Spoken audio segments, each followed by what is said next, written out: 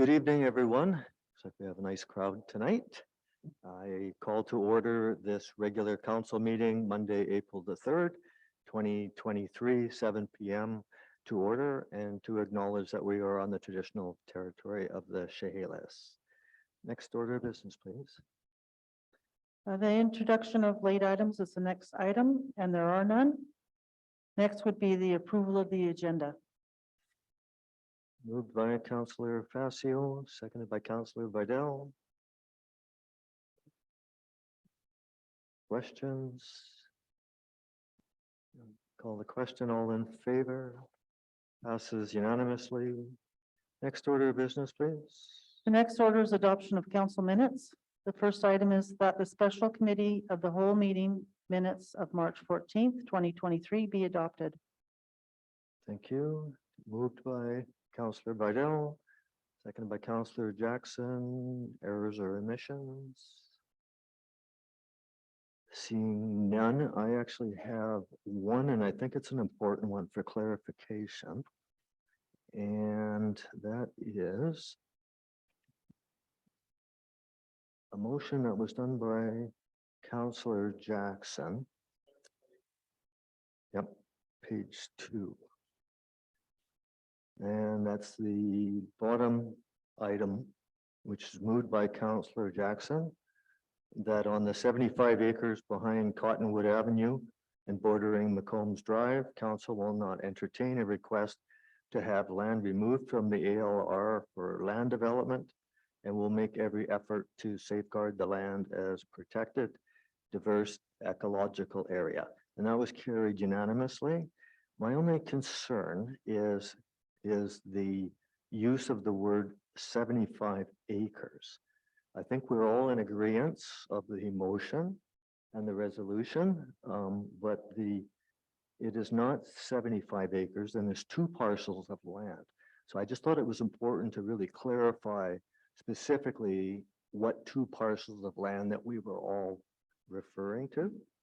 And according to the zoning map that I have, and bear with me, but I believe it says it's in very small print, that the one lot is 515 McCombs, and that is actually only 18.4 acres. And then there's another 40 acres, which is under Village Reserve, which is to the east of that.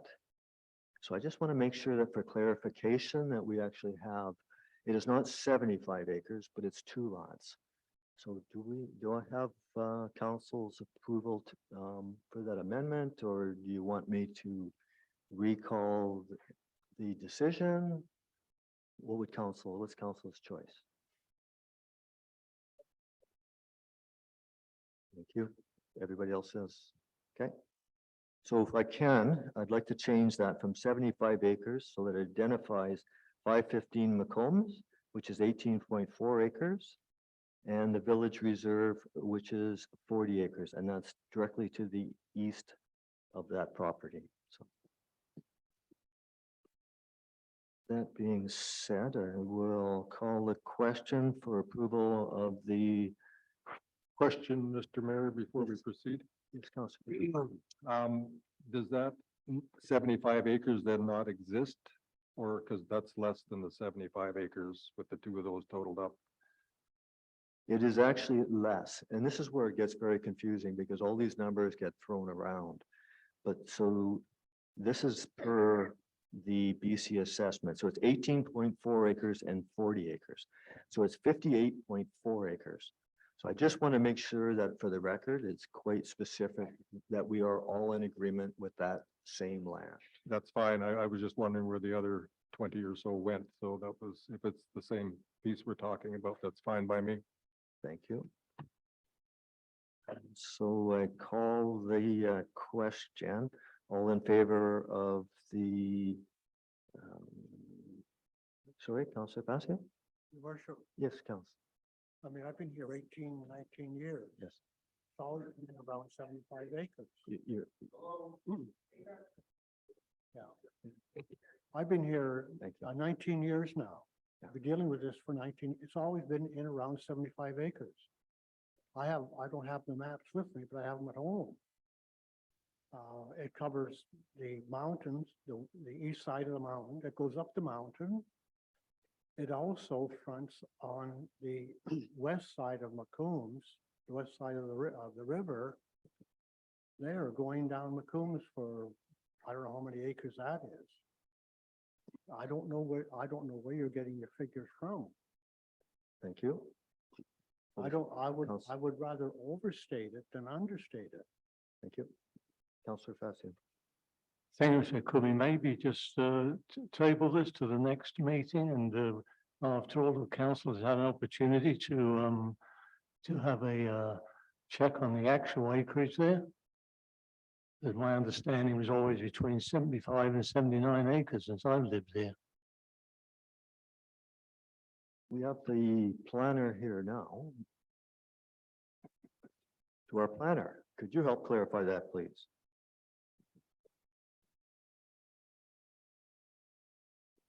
Yes, your worship. There's two things that are happening in that parcel of land that we're talking about. There's a crown land designation over top of an ALR designation. And the ALR designation is that entire hatched area that's on land use map number 1 of the OCP.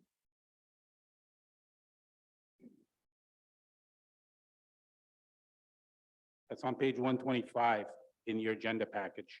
Yep. If you're just talking about the gray area at the top, that deals with those two parcels that you were just talking about. But if we're talking about the ALR land, No, we're just talking about the gray zone there, Okay. which is those two separate parcels. Which has been referred to as 75 acres. But when you actually look under the actual address, civic address under BC assessment, it actually shows a legal address for the one property, which is closest to McCombs. And it shows it at 18.4 acres. And then it shows a separate identity piece of property directly to the east of it, which is 40 acres. So I think it's really important that we clarify the exact land that's in that resolution, because it's a good resolution. and if we're going with just the ALR, your worship, then it's that all of that hatched area. But if the resolution is just for those two parcels of gray land at the top, Correct. okay. So yes, putting the civic addresses in would definitely clarify it. Are you? Mr. Council- Mayor, we could change the resolution to have the exact addresses in there or legal descriptions if you would like. So we could amend this resolution to those two pieces of property. Which one is identified as 515 McCombs, and the other one does not have a civic address. But it would have a legal. Yeah, if I may suggest that we go by legal description. Or a PID maybe, because PID. the property to the east does not have an address, you're correct.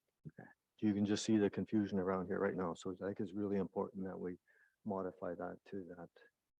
Okay, so approval of the minutes as amended. Further discussion on it? Councillor Vidal? Thank you, Mr. Mayor. Just, I want to clarify before we vote on the amendment to include the civic address and the legal description on those two pieces of property. Is that what your intention was? Yes, Okay, I'm Yes, fine thank with you. that then. Thank you. thank you. Any further discussion? So call the question, all in favor? Passes unanimously. Next item, please. The next item is that the special pre-closed council meeting minutes of March 16th, 2023 be adopted. Thank you. Moved by The move, Mr. Mayor. Councillor Facio, second by Councillor Buckley. Errors or remissions? Seeing none, call the question, all in favor? Passes unanimously. Next item, please. The next item is that the regular council meeting minutes of March 20th, 2023 be adopted. Thank you. Moved by Councillor Bridell, second by Councillor Buckley. Errors or omissions? Seeing none, ready to call the question. All in favor? Passes unanimously. Next order of business, please. The next item on the agenda is business arising from the minutes, and as far as I can tell, there isn't any. The next would be the consent agenda, and we have nothing on that for this evening. The next item is number 7, delegations and petitions. And the first delegation we have this evening is Gwen Schmidt and Heidi Hill from Community Futures of North Fraser regarding the Community Futures program highlights. Councillor, Mr. yes, yes. Councillor Bidell, if you can actually do the introduction, please. It's one of your committees. Thank you, Mr. Mayor. I'm actually quite pleased to be our council liaison to Community Futures North Fraser. And I must admit, prior to the beginning of this term, I knew very little about the organization, and I have certainly been educated on the outstanding services Community Futures North Fraser provides to our business communities, whether you're a small business or a large business. And with that, I'd like to introduce Gwen Schmidt, who is Executive Director of Community Futures North, and her assistant, Heidi Hill. So over to you. Thank you. Thank you very much, Mayor and Council. My colleague Heidi Hill will be presenting a little bit after me. I feel like I'm just, yeah. She's our program ambassador for one of our specific programs. So a brief overview, Community Futures has been established since 1986. And hopefully this works. No? Okay. I don't know if I did that or he did that. We'll see. So Community Futures North Fraser is a local nonprofit organization. We're currently funded through Pacific Economic Development Canada. We call them PacificCan, which is a regional development agency through the federal government. There's 34 offices in BC and there's 4 Indigenous specific CFs in BC. Our local one is Stalo Community Futures. They're based in Chilliwack, but they serve everywhere from Yale to Fort Langley, both sides of the river. And then we have 269 CF offices across Canada. What we do, a brief overview, is we help small businesses and entrepreneurs in our area, in our community, whether someone is thinking about starting a business, buying a business, expanding, or trying to manage change of their business. We can assist at all levels. We offer free advisory services, self-employment training program, no cost specialized business training. We have hundreds of training courses available for everything that you can imagine: market research, cash flow, business planning, social media. We also have business financing when a traditional lender cannot help. So we do microloans from $500 to $25 and onwards up to $150 per office. We're not necessarily capped per office. Again, we have a large network of 34. So we have done millions of dollars in lending and we just partner with our other CFs in the area. Our service area in North Fraser, even though our office is located in Mission, we service Mission, Agassiz, Kent, Harrison Mills, Harrison Hot Springs. I am out here weekly. We are mobile. I'm available for any business, as it's hard for businesses to leave their business to come in. I don't know. It's me, the operator. There you go. Our mandate is to help entrepreneurs and businesses grow, start, succeed. We also support a positive business environment in the communities we serve. Our vision is overall economic wellness in the communities and the businesses that we are in our area. A couple of community partners, everyone recognizes most of these logos. So projects that we've been involved with or partners, Work BC specifically, we run the self-employment program through them. We're the facilitators. Okay, I don't think that was me. And so, and then tourism in both Harrison and Mission, we have done projects with them as well as the municipalities. Couple of economic development partnership projects. This is my favorite part of our job. So we have a small economic fund that we can give to community partners. So we have helped funding with Lights on the Lake. We help funding the artisan market for Harrison Festival Society out here, Mission Folk Festival. We were the founders of the I Love Mission program in April 2020, the start of COVID. We were also partners on the Love Local, which was a project out in Harrison through the Harrison AXC Chamber, multiple projects throughout the year. So any partnership or any community group can apply to us for a small amount of partnership products. And we like to be with them along the way, whether it's signage or infrastructure or educational development program. This is just, we don't have our final numbers yet. So this is actually just our first 3 quarters. We did have one of our biggest loan records, which was nice because the year before, obviously, interest rates were really great. So we are here to provide the best business advice. So a lot of those the previous year was to maybe roll your loan into a mortgage. Right now, mortgage rates are not great. So our loans have been higher, but just our office alone, we did over $1 million. We're a part of 27 community projects. We had 231 advisory services. And then we had 292 business participants in our programs. And out of our loan program, we've had 13 jobs that were created or maintained. Successful CF clients, there's a couple here. I know the next slide has some, we've got, I feel like I am making this really loud. So we have some successful clients that are in their area. All of them are recognizable, I'm sure. And next, I'm going to pass it on to my colleague Heidi, and she's going to talk about our online platform. Thank you, Gwen. Thank you, Mayor Wood and Council. Yeah, it says Gwen. Sorry. No. As Gwen mentioned, we have launched a new online business resource platform called Taking Care of Business. And it is a free membership program available to entrepreneurs, business owners, and enterprising not-for-profits to offer them support tools and resources in addition to the one-on-one support through their Community Futures office. So inside their membership, they're also going to find the Disaster Recovery and Economic Adjustment Initiative, or DREA. So DREA is funded by the Government of Canada and through Pacifican, and it provides $5.5 million in support through July of 2024 to support the communities across BC that have been affected by recent disasters with floods, fires, and mill closures. And in order to receive these benefits through the program, they will need to apply for a separate sponsorship application, and I'll speak more on that shortly. So the DREA program is composed of 4 key components, the first being peer mentoring. This is an opportunity for business owners to join in small groups with other like-minded businesses to discuss some challenges and strategies that they've been having, how they've overcome them. It is facilitated by a business specialist, so they'll be able to get that support through their course of the program. Next, we have workshops. There's an unlimited supply of relevant and topical workshops to help businesses.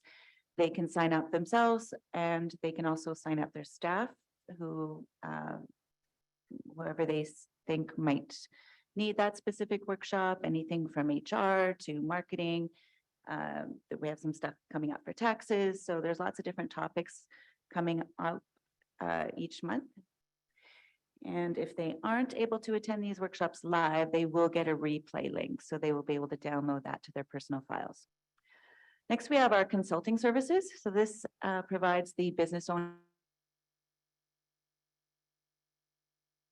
with up to 10 hours consultation with a business specialist.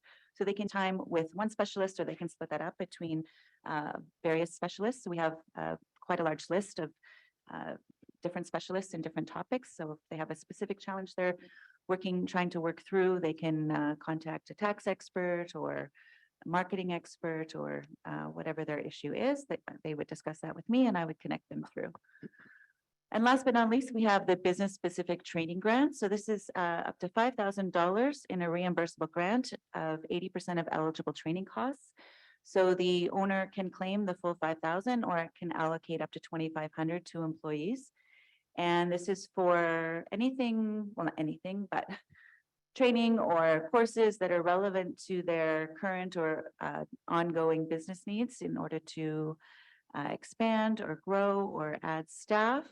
And to date, we've approved over $200,000 in training grants already to businesses across BC. So that's always a good part of my job, my day, when I get to tell them that they've been approved and they can then use that money for other needs in their business. So in order to receive these benefits, they would need to fill out that application form that I spoke of. In order to be eligible, they would need to be operating within one of the regions. So North Fraser, South Fraser, and Stalo communities are all considered eligible. So even if they haven't been directly impacted, but they operate within one of those areas, they would be able to be eligible for sponsorship. And in order to receive full sponsored access, there's only one stipulation. They need to have acquired $15,000 in revenue within the previous 12 months. If they haven't reached that yet, they still can apply for sponsored access to workshops and then update their application when they do. So as the program ambassador, I'm going around, I'm talking directly with business owners to discover what their challenges have been, what they've done so far, what's worked and what hasn't. Take that feedback back to the program facilitators so that they can use that to put out new information and trainings that to the most needed areas. I'm also assisting them through the applications and signups to make sure that there's no barriers there, and also letting them know about other resources available through our community partners or provincial or federal funding and resources. And I'll give it back to Gwen to close out. So just to wrap up our presentation is we are asking for help, and it's a pretty easy ask. We would like any one of you to refer anyone interested in becoming an entrepreneur, refer any entrepreneurs or business that may need training or advice, refer any business or entrepreneurs that may need financial assistance.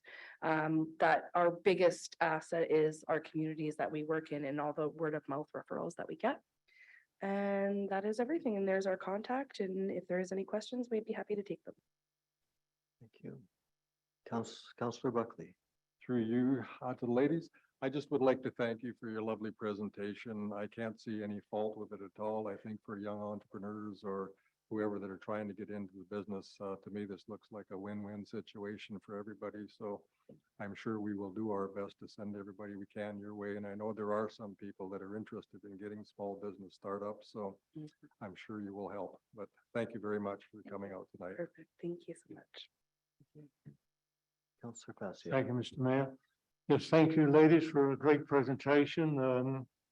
I have been involved many years ago in this Community Futures, and we actually my colleague and I did a presentation there one evening many years ago regarding Harrison, what's happening here, and really appreciate the fact that you, in this day and age, after the pandemic, that you're able to help businesses to move along and, of course, create employment. Thank you very much. Councillor Jackson. Yes, thank you. As a retired banker, I know how difficult it has been for people to get loans from traditional banking sources. You almost need to have more equity than to do the cash you want to borrow.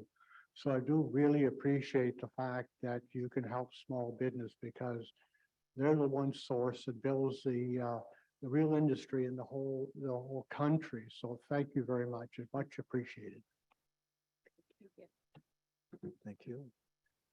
Councillor Vidal, did you want to say anything else? Thank you, Ms. Mayor, through you do Community Futures North. Thank you for the presentation. And if we do get any inquiries from either residents or a business here, is it just a matter of contacting the office and you can fill them in or meet with them or whatever? Is that the process to start? Yes, Is what I'm asking. Try to keep it as easy as possible. You could either send an email, give them our phone number. We do usually find that when it's being a referral that you maybe, an e-introduction over email, but again, as easy as possible. They could just give us a phone call. My staff are really well trained because I'm not necessarily in the office a lot. I'm on the road, but we will make sure that they get directed to the right person, regardless if it's for the taking care of business or us. They can just give us a call or send us an email. Terrific, thank you. Thank you. I just thank you very much for coming tonight. I wish you had this many, many years ago. It would have been pretty exciting. It sounds like a great opportunity for an entrepreneur and for people in assistance. Again, thank you for coming tonight. Thank you. We appreciate your time. Next item, please. Yes, Mr. Mayor, excuse me, the next item is Gabriel Thornton regarding petition against council remuneration increase and request for councilor's resignation.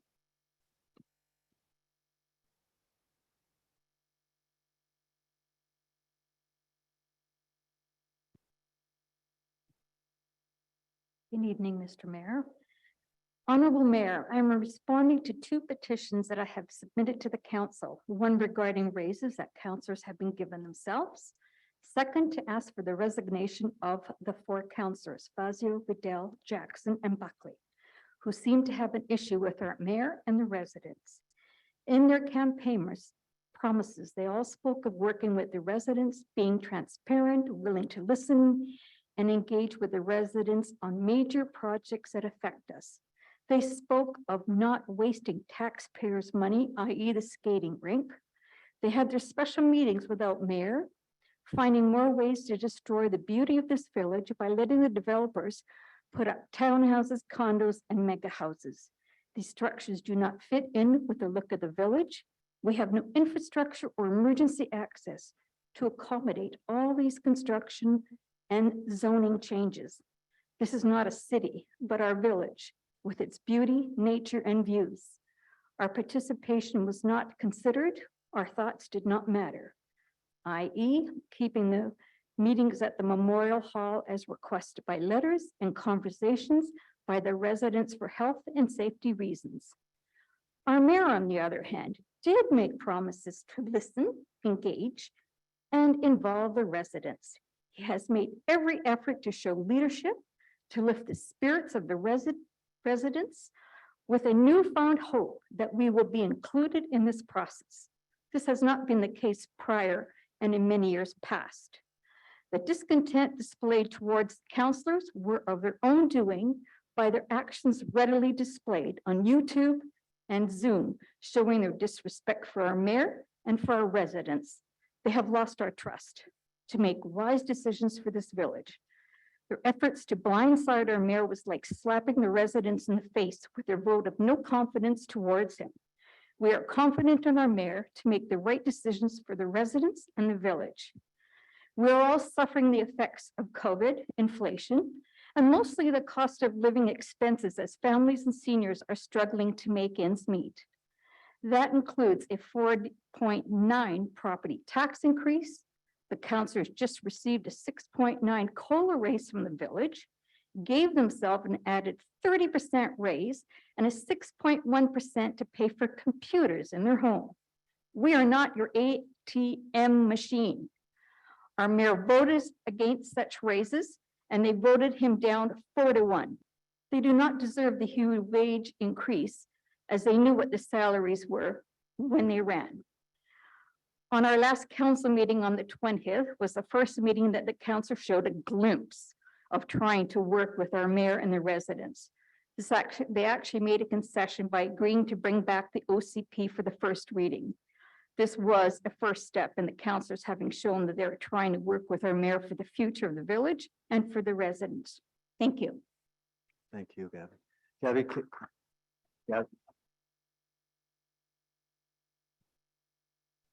can you just, if you can just stay up at the podium for a second. I just want to give the councillors an opportunity to comment. But I will actually just say to the councillors, please direct your questions to the chair. Thank you. Thank you, Mr. Mayor. I would like to respond to that. I've written up a little blurb here that I would like to share with everybody. I ran for office motivated to help make Harrison the best possible place to live, work, and play in. I know that all of us here at this table have the same goal. While we on council may have different ideas on how to achieve those goals, It is my belief that our differences of opinion can best be dealt with when we all practice respect, common decency, and honest communication. So let me start with honest communication to set the record straight. There have been many unfounded accusations from the public of illegal council meetings and decision makings. In-camera meetings, which are meetings not open to the public, are required by the community charter when dealing with legal matters, personnel issues, and other private matters. I am not at liberty to discuss details, but I will say that the loss of 3 senior managers had a very negative impact on our village's ability to function effectively. Council therefore had to deal with those above issues in order to protect the village.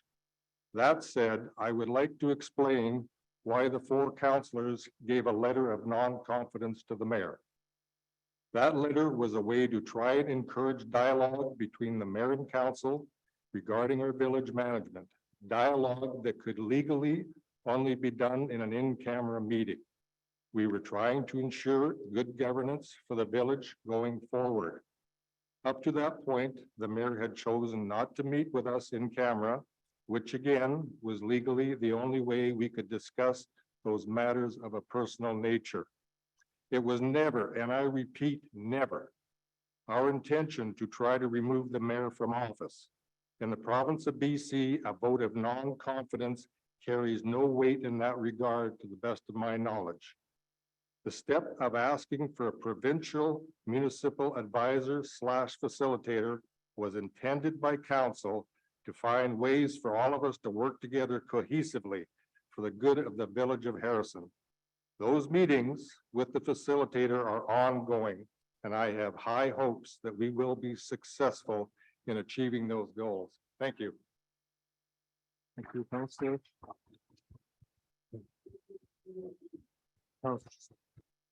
Councillor Vidal. Order, please. Could you please control the meeting, Mr. Mayor? If Thank you would you. let me call the meeting, I could call the meeting. Thank you, Councillor. Thank you. May I proceed? Yes, you may proceed, Councillor. Thank you. I also would like to respond to these petitions. Firstly, I wish to acknowledge that I fully recognize that our mayor is duly elected with the rights and duties assigned to that role. In addition, we must also recognize that myself and the other 3 councillors were also duly elected and have earned the right to sit at this table. We are tasked to provide governance to the village to the best of our abilities and to make decisions based on what is in the best interest of the entire village. Robert's Rules of Order is the format and parliamentary procedure which allows council to conduct business in a predictable, efficient, and effective manner. It provides the principles of decorum and courtesy for the free exchange of ideas and respectful debate. Council is also guided by our council procedural bylaw, which was developed, adopted, and responsive to numerous provincial legislations which govern all local governments within BC. In a democratic society, open debate is permitted and encouraged. To respectfully disagree with any point of view is not to criticize nor disregard any idea or the intentions of any other member at this table. Social media platforms are increasingly prevalent with misinformation, mistruths, and conspiracy theories. Let's remember that often these postings are a personal interpretation of events and do not always reflect the accurate information. I can assure our residents there are no secret or illegal meetings being conducted, nor any private or covert arrangements. As I have stated in the past, and will state once again, please contact myself, and I will do my very best to provide you with the most factual and correct information on any issue or concern. In conclusion, The time to determine who sits at this table and represents you, the residents of our village, is every 4 years during an election. This is how our democracy functions. That is the time to vote for change if you feel it is warranted and justified. Until then, I will continue, along with my colleagues, to fulfill the role and responsibility I was elected for. Thank you. Thank you.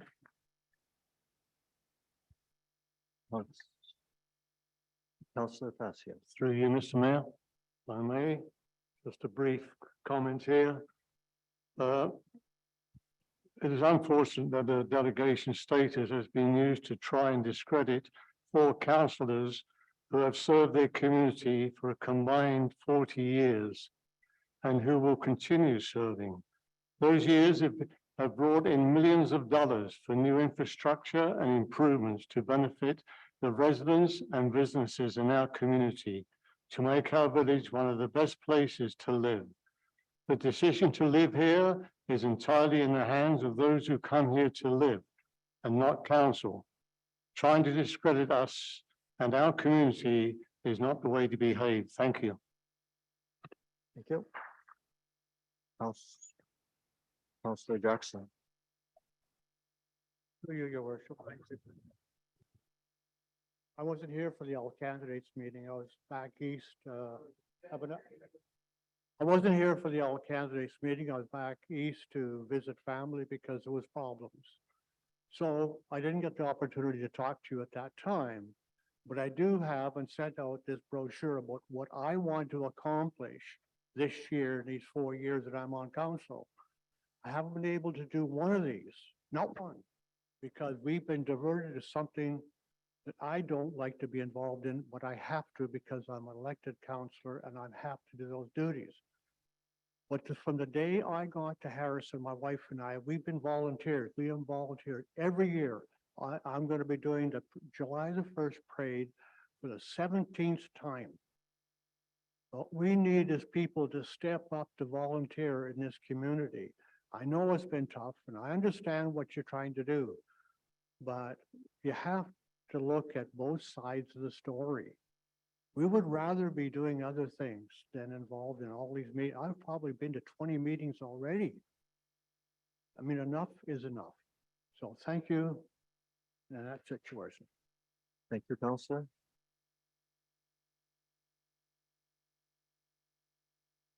Thank you very much. I think what you've done, going door to door, I admire anyone that does that. It's a respectful way to get your point across. Your presentation tonight was very, very clear to the council.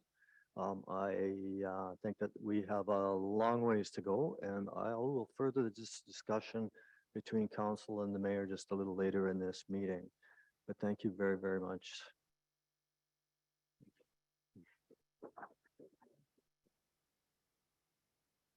Next item, please. Yes, Mr. Mayor, we're in number 8, correspondence. The first letter is a letter dated March 15th, 2023 from Richard Fife and Jenny Peters.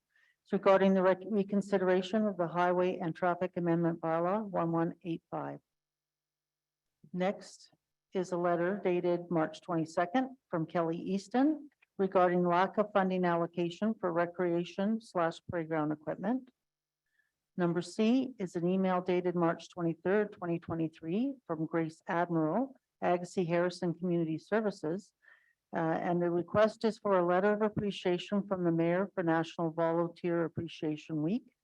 And the final piece of correspondence is a letter dated March 28th, 2023 from Laura Silvale. And it's a request for children's playground in Woods Park. Thank you. So this is just for receipt. Do I have a mover? So for moved, receipt? Mr. Mayor. Moved by Councillor Facio, seconded by Councillor Buckley. Call the question. All in favor of receipt? Passes unanimously. Next order of business, please. The next order of business is business arising from correspondence. And there's, go Thank ahead. you. Yeah, thank you. Councillor Facio. Thank you, Mr. Mayor. like to bring forward A, B, and D. The first one is the correspondence from Richard Fife and Jenny Peters. I believe that this council and many councils that I've worked with over the years have understood the needs of the local businesses and have worked very hard to help those businesses over the years. Some 10 or 12 years ago, we were rated as 160 out of 162 in the province for business tax rate.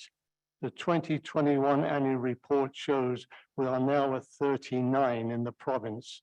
This is a tremendous change. The council liaison sits on the chamber and tourism so that they hear the concerns of the businesses. Last year, we met at a UBCM conference with representatives of the provincial independent business, and they were very grateful how we interact and consider the tax implications on our businesses. During the pandemic, I formed a business task force to see how council could help local businesses. The payment of taxes were paid in October due to the pandemic instead of July to help in this difficult time.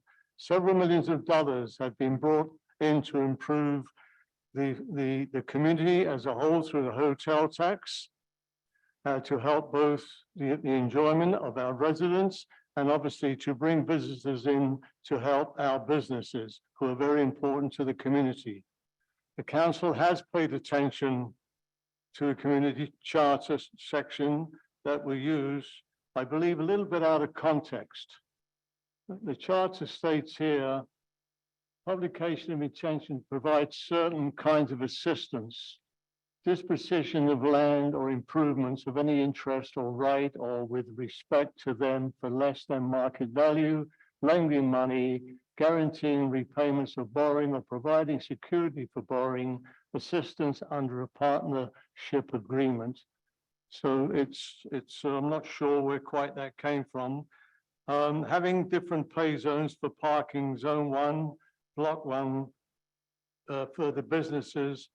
Now the block 1 businesses are not just open for dinner. There are 3 businesses there that do open for breakfast, lunch, and dinner, and 1 business opens for lunch and dinner. And dinner, I find, normally starts around 5 p.m. So they have to, if they're not already parked there, they have to find a parking space.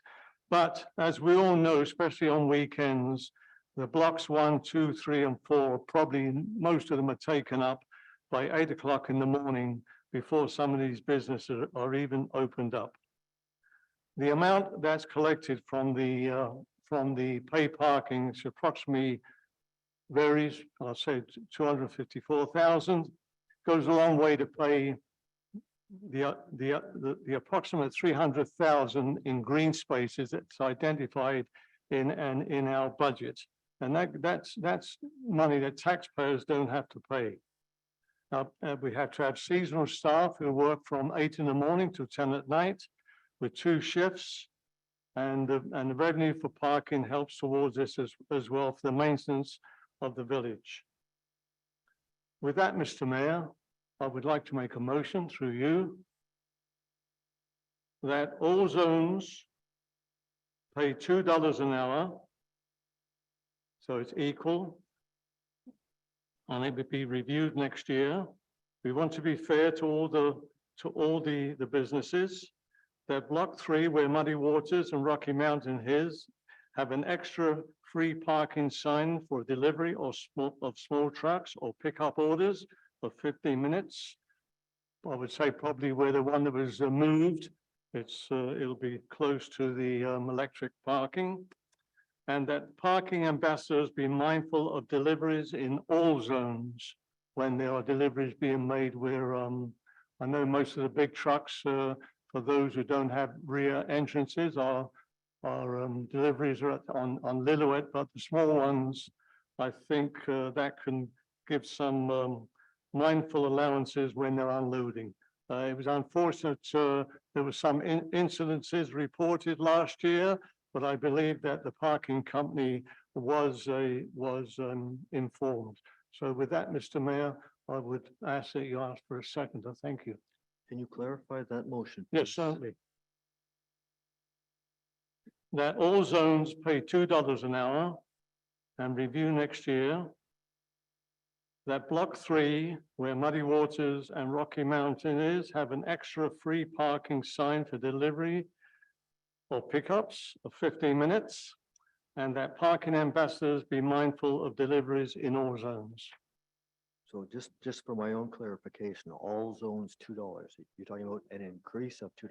No, we have a variation of block 1 with $5 an hour, 1 hour, and then, sorry, $2 1 hour, and then the other blocks are $5. That ought to be $2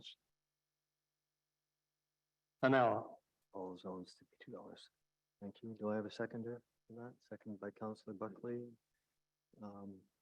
Discussion? Councillor Buckley? Thank you, Mr. Mayor. I do agree with Councillor Fascio. I think everybody needs to be on a level playing field, and I think this will work towards that, and hopefully this will work out, or we can revisit it. But for now, I am in favor. Thank you. Thank you. Further discussion? Ready to call the question? All in favor? Motion passes unanimously.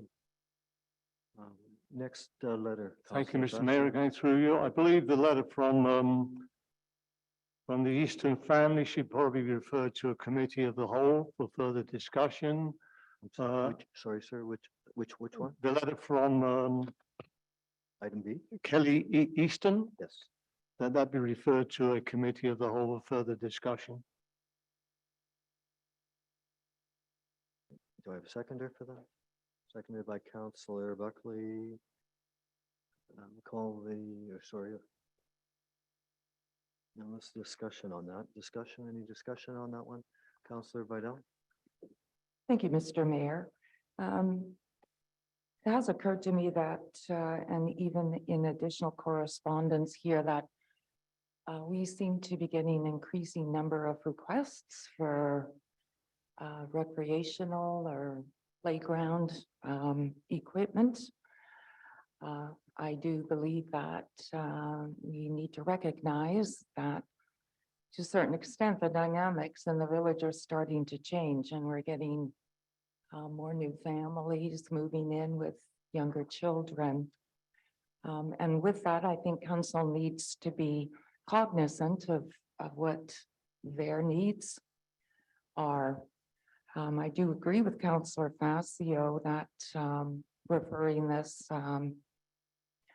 to perhaps even a strategic planning session where we could possibly look at a parks, recreation and trail master plan that would provide with us a vision for, say, over the next 5 to 10 years of where we would like to see all of our parks and facilities and playgrounds and trails, looking towards the future rather than, for lack of a better word, just piecemealing requests as they come to council. So with that, I will also like to make a motion that, There, Councillor Fascio has a motion. oh, you're right. Thank you. To, Thank you. thank you, Councillor. Councillor, any further discussion on that? So the motion then is to refer item B to the next committee of the whole meeting. Okay, so that has been seconded by Councillor Buckley, and we did the question, so we'll call the question. All in favor? Motion passes unanimously. Next, your next letter, please, Councillor. Thank you, Fascio. Mr. Mayor, going through you. This is a letter from Laura Civillet in regarding to a small children's play area in Woods Park. And again, up through you, Mr. Mayor, I would like to make a motion. I would like to make a motion that staff come back to council with a cost to construct a small play area in Woods Park with equipment and ground cover.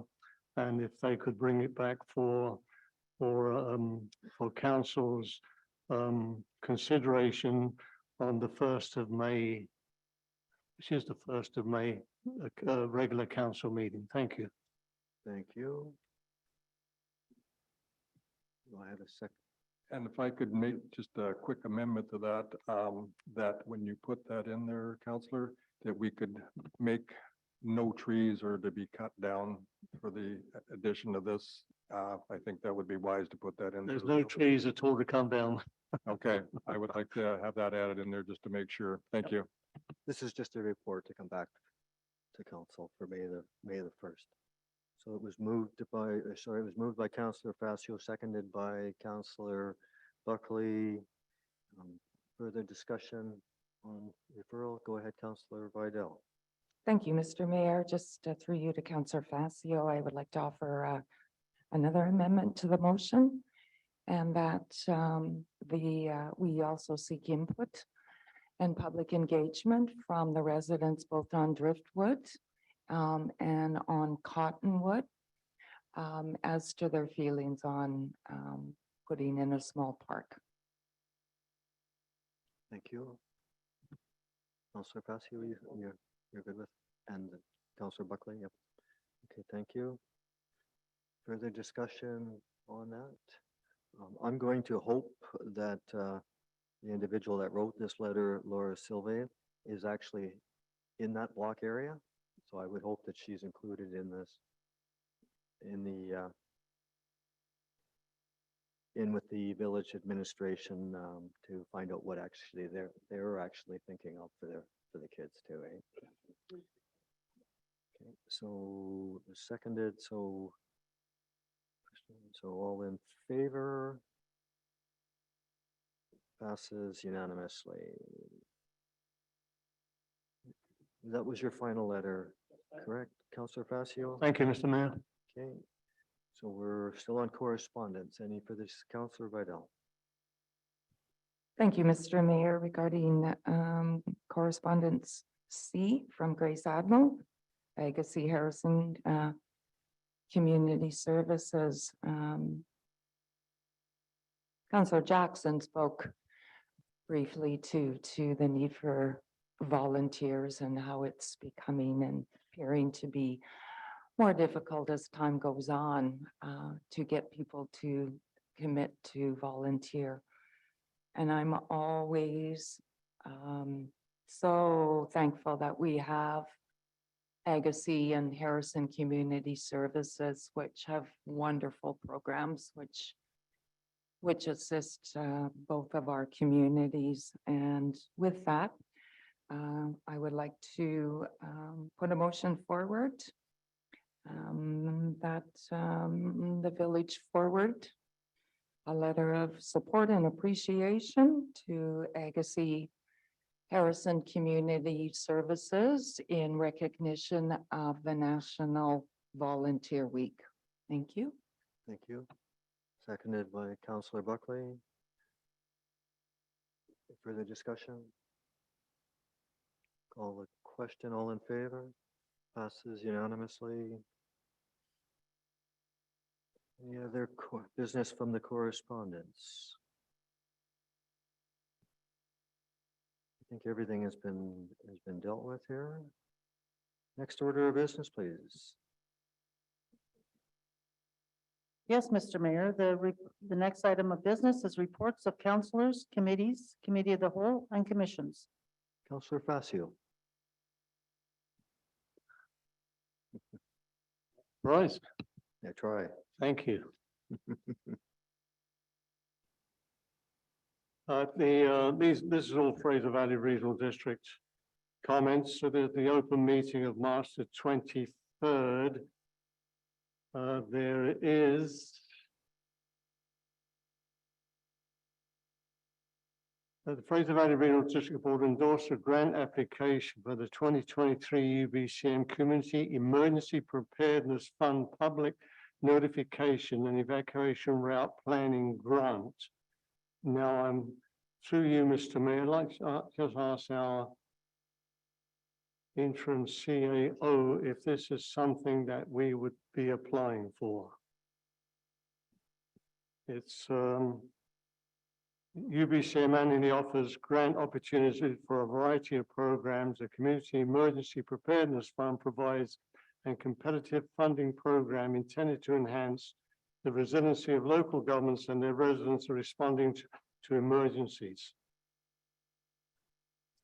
Thank you. That sounds something similar to what's coming next, is it not already on? Sure. Yes, Mr. Mayor, I'm not sure if this is an additional grant to what the Emergency Preparedness Coordinator is applying for, or if this is the same thing. So I'm not sure if it's different or the same. As I read it, Mr. Mayor, I believe it's an additional grant. I think we can leave that with. Can I leave that with staff? I to leave read? that with staff. Yeah, thank you. Thank Thank you.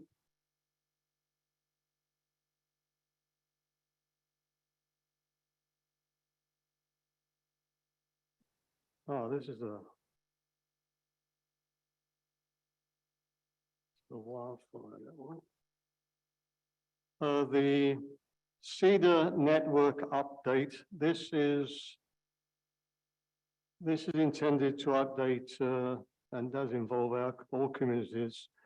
The education data and resources CEDAR network. Staff is not for the a guide to the First Nations.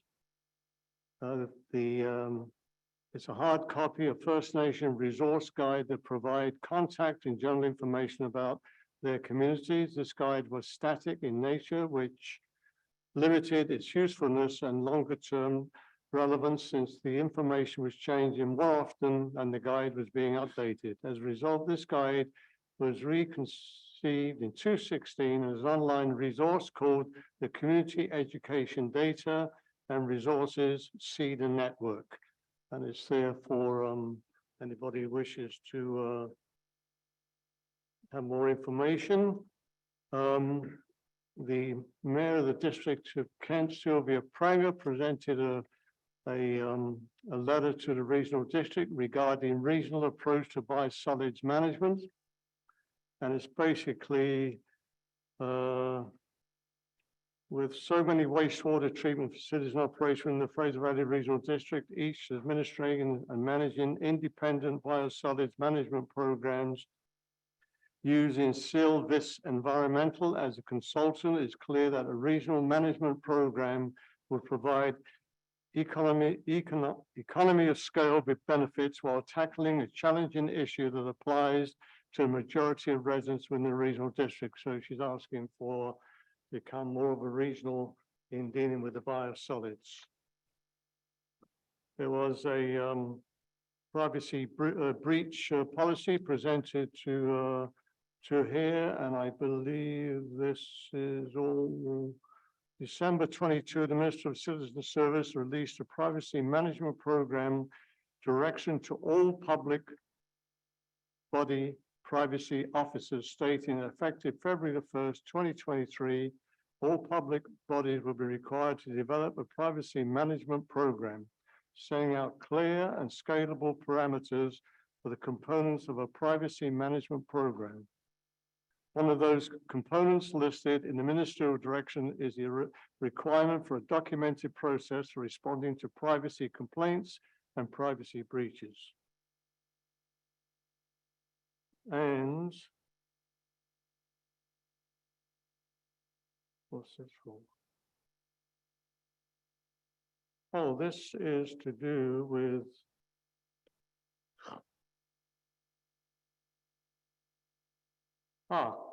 we've heard in the past from Stahelis that they were going to build a medical center in electoral area C, and I believe it's near the highway and where the Sasquatch pub is there.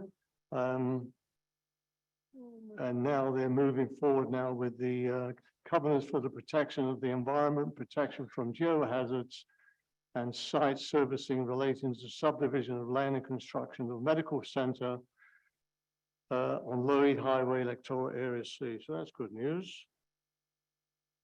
information for a new invasive insect, and this insect was in a little container at the last meeting. This is the brown marmorated stink bug. Now, if you come across this stink bug, do not flatten it or kill it because it smells terribly and it attracts all their friends. So if you could collect it and dispose of it in different ways, but don't do that. And there is diagrams here, which is too small to show everybody, but that was, this was originally found throughout Asia. Brown marmorated stink bugs are seen are invasive insect first observed in the Fraser Valley in 2016. Last year, sightings became significantly more frequent like a result of the extended summer-like conditions. They are now to be widely distributed throughout much of the region and have been commonly seen this winter inside houses and sheds as they've moved indoors to seek shelter. And the last report is in regards to, some of you may know that the large area near Lake Erock, that was what was it? No, the gravel pit. The gravel pit, that's going to be the new proposals come forward for some 156 homes to be built. There'll be no more graveling on that site. And this came before the regional district for just for the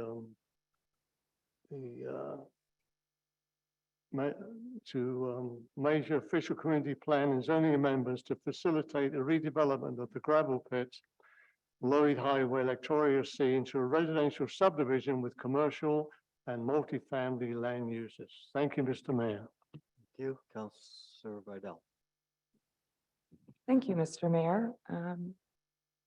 March 22nd, I had the pleasure of attending the changing of the seasons ceremony at Matsqui Institution as part of my Citizens Advisory Committee role.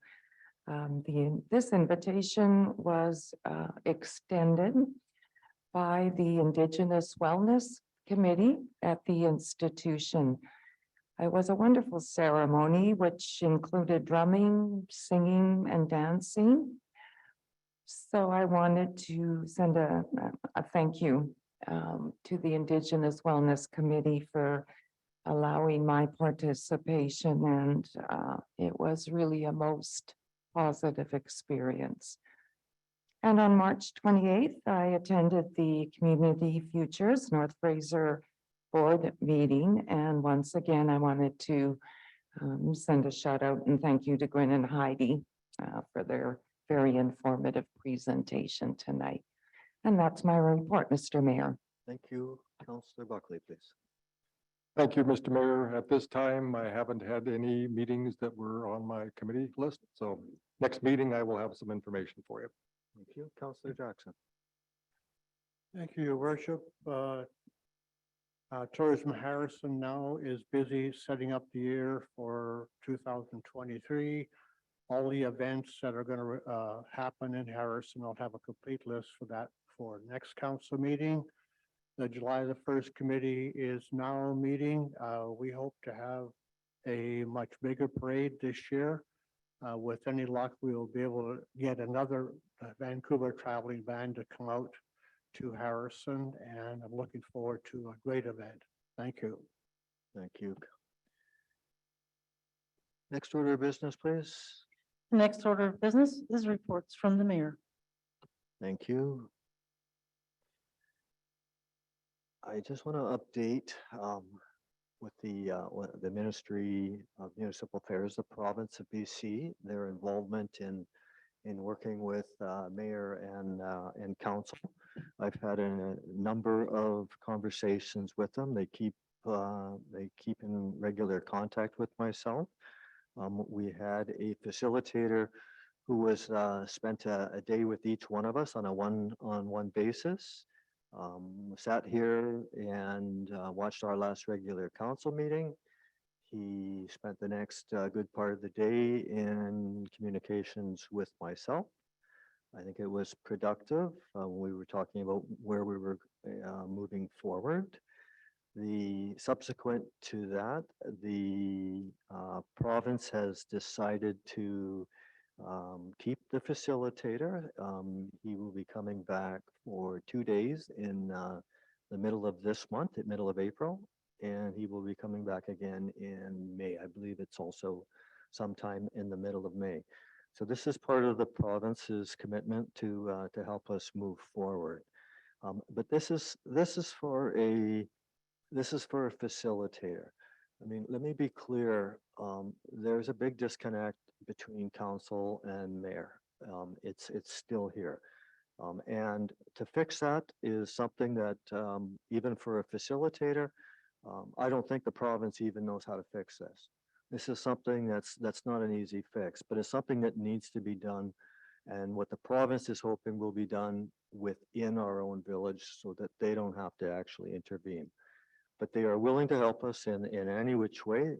They've made it clear. I've asked for an inquiry. They've made it clear to me the answer to that is no. In my opinion, the only way for us to move forward is to clearly see an inquiry of what's happened over the last 5 months, and council can get a true picture of what actually has been happening. I know we've heard a lot of different conversations tonight, and I think if we want to move forward, our next meetings, as one of the counselors has said that they felt uncomfortable as mayor. I respect that, and they want to do it in a closed meeting. So I've agreed to that. But I asked for something back from council. Council has still provided me with the letter of a vote of non-confidence, and that's still lingering over the mayor. That's something that I believe needs to be dealt with. I think this council needs to make a decision of how they would like to proceed with that. And actually, I'd like to put that question out right now. Any councillor like to respond? Councillor Buckley. Thank you, Mr. Mayor. I believe I can speak for all of us when I say we would like to talk to that, but it has to be in an in-camera meeting because of the nature of the conversation. Thank you. I'm going to read it out. February 17th, 2023. I won't read it all out. Vote of non-confidence. This is the tipping point between the mayor and council, and I think that this is critical. We, the undersigned and duly elected council members of the village of Harrison Hot Springs, are writing this letter to express our deep satisfaction in the continuing directions you undertake as mayor. This letter is an expression of our vote of non-confidence and your ability to provide good governance to the village of Harrison Hot Springs. We understand the severity of this letter and have not arrived at it lightly or in haste. Your continued inconsistency in the application of council procedures, your continued disregard for legal opinions, your continued lack of respect for the knowledge and expertise of councillors, your continued disregard in prioritizing the urgent needs of council business, your continued lack of willingness to listen to staff or councillors has created an environment of toxicity where there is no cooperation, creating dysfunction and severity, hindering the ability to provide good governance to the village of Harrison Hot Springs. We, as the elected councillors, perceive we are continuously losing ground with the inability to effectively managing the ongoing affairs of the village of Harrison Hot Springs. We are requesting an immediate meeting with you with the goal of council working towards finding constructive solutions. Upon your receipt of this letter, our expectations are as follows. Number one, confirmation of receipt of this vote of non-confidence correspondence no later than 4 p.m. Friday, February the 24th, 2023. A reply to our request for an immediate meeting no later than 4 p.m. Friday, March the 3rd, 2023. Signed by Councillor Facio, Councillor Bidell, Councillor Buckley, and Councillor Jackson. I responded to this letter when I received it, which was a few days later, and with the request that my opportunity to respond to this, that it be done in an open setting. This is about the mayor. This is about me. This I have asked that it be done in an open setting. If we can't sit here and talk of what is actually wrong, I've just read out a whole slew of comments. None of those things need to be discussed in closed doors. If you have a question, if you have a concern, then that question should be done in an open hearing. It makes absolutely no sense for the 4 people that signed this to go behind in a closed door setting and discuss this. If you truly want to move forward, then this needs to be dealt with. You can't expect me to start going into these facilitator meetings when I know that council as a whole, I have just read out what their thoughts are. It's very difficult to go into a workshop. I can't imagine anybody here that would want to sit in a workshop with 4 people that have got that on their mind. I have a few thoughts. A simple apology would be a nice start. Is council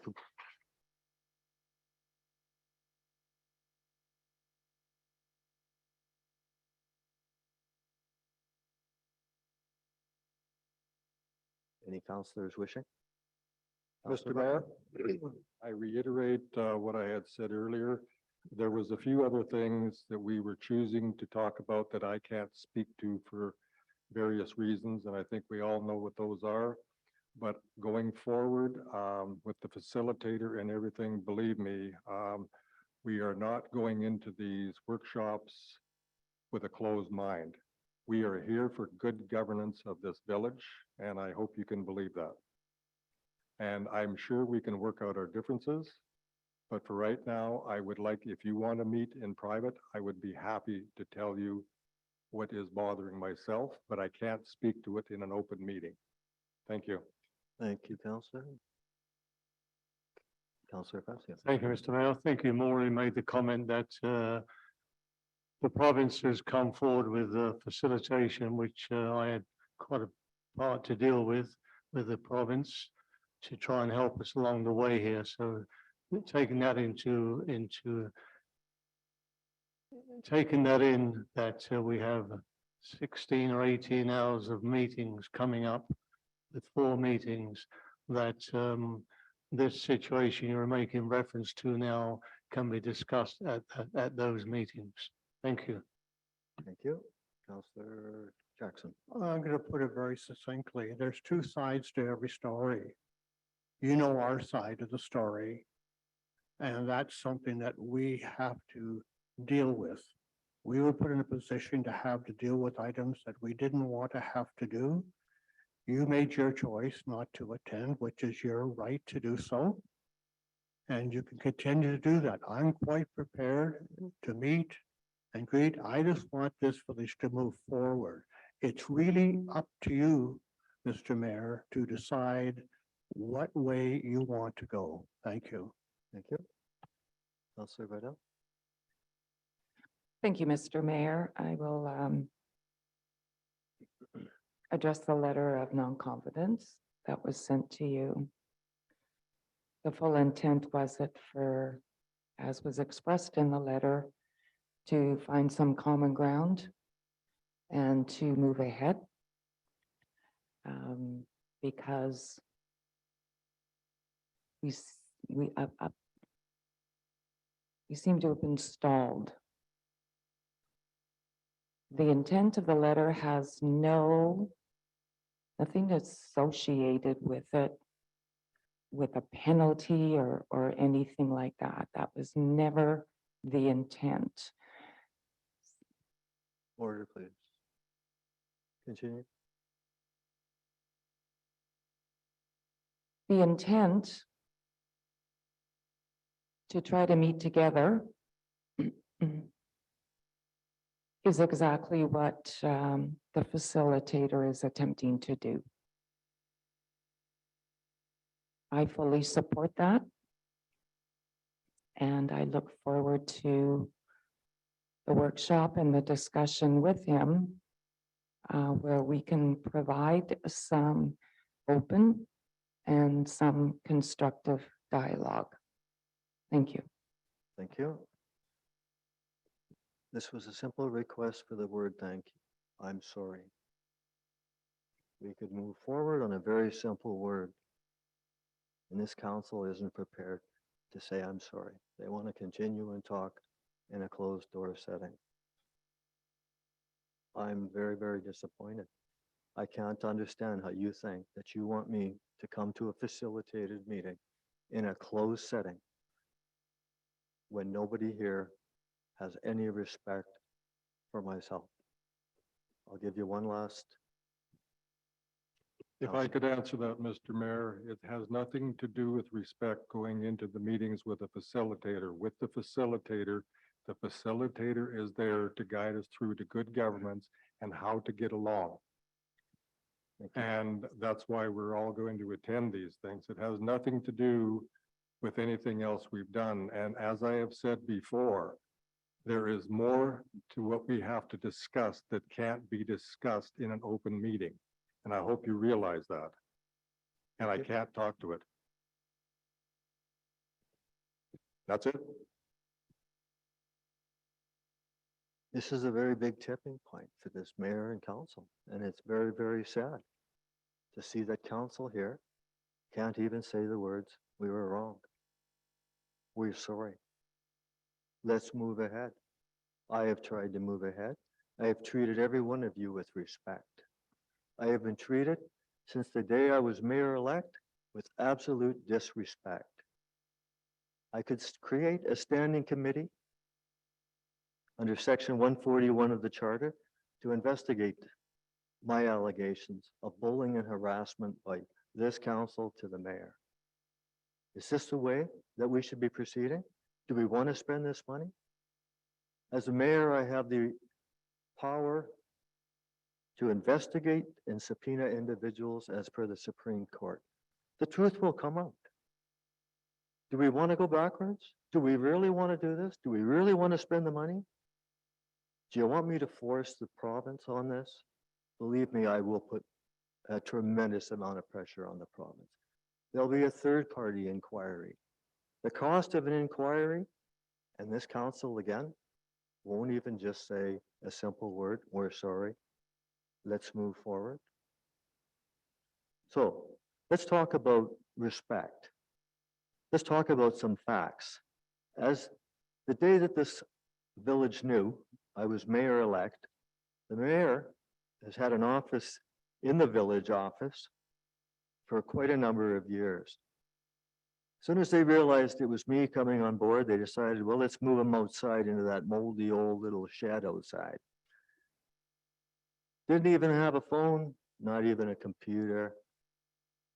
Just stinks. No one can stand in there for longer than a few minutes. Following day after my inauguration, the previous mayor goes running to the paper, demanding an apology. Day 2 as mayor, 2 councillors were requesting a closed and demanding a closed meeting. Some of this may seem trivial. A few days later, council had their pictures taken, group pictures taken. Previous mayor made us stand there for over an hour. He didn't attend. Have a look at our group picture. It was quite obvious right from day 1 that there was absolutely no commitment to respect this mayor. The harassing and bullying, the complaints. Council has retained Lidstone to proceed immediately. This was as per the closed meetings that were released. Council has retained Lidstone to proceed immediately with an independent third-party investigation into allegations of bullying and harassment in the workplace and report findings back to council. Where's the report? I haven't been asked a question to date. I've heard people come up to me from the audience talking about bullying and harassment for staff. What happened? Same council meeting. Council decides to make the previous mayor, Councillor Facio, the lead for all legal correspondence. The mayor doesn't have a clue what's going on in the running of this village. All the legal part was done and given to Councillor Facio with the approval of the council that sits in this room. Absolute disrespect. It says it was rescinded. It was not rescinded until March the 6th. This was in place for weeks. Somebody dropped an interesting letter in my box, and I have to just read it out because we're talking about illegal meetings. This is a letter which I have no idea who dropped it in my box again. But this is actually from the village lawyer. It's not confidential. It's not privileged. It's just a document. It says, "Hi, Councillor Facio. I understand you reached out on behalf of the 3 other council members to get some advice.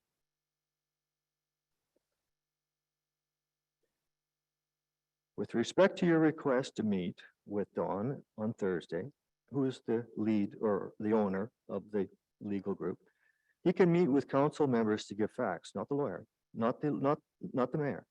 He can give law, he can give advance and answer questions. In order to avoid an illegal meeting, council members must not discuss or debate the matter. The owner or the representative of our legal representation or of our business, Dawn, quote, I will not participate in an illegal meeting of council. Let me know if you have any questions. And that meeting happened. I was not there. I was not even aware of it. We talk about illegal meetings. We talk about in our pay increase. One of the things that most people seem to be quiet on is that council now have asked so that they can go on the same conferences that the mayor goes on, which includes one that goes to Toronto. That works out to about $5,000, so, which is intended to be represented by the mayor. This is the only village which is going to have 1 mayor and 4 council members, if they choose to go to a conference which is intended for the mayor.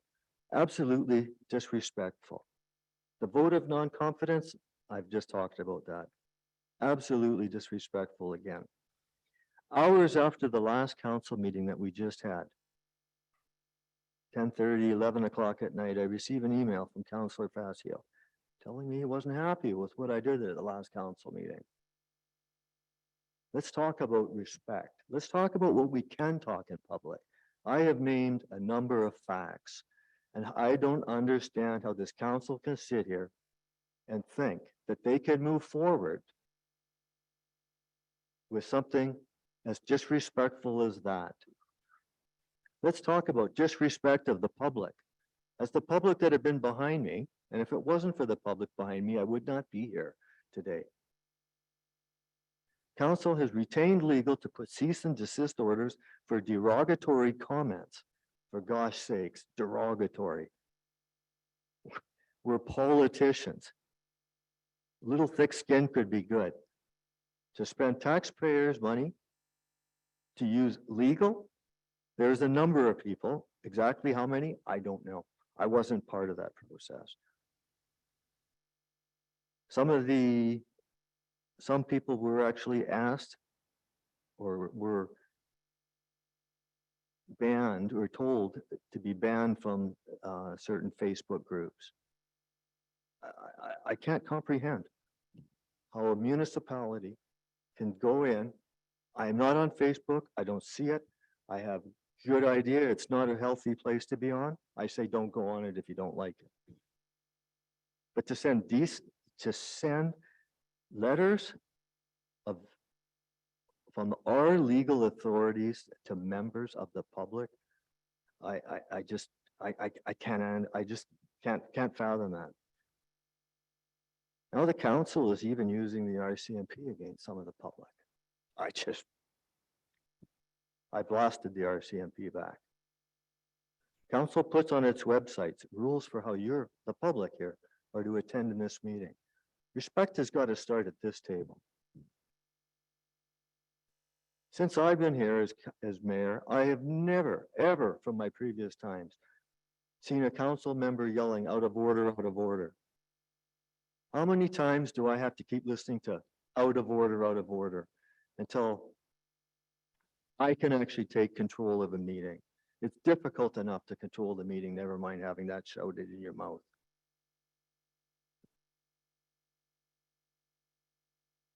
I'll ask for the last time.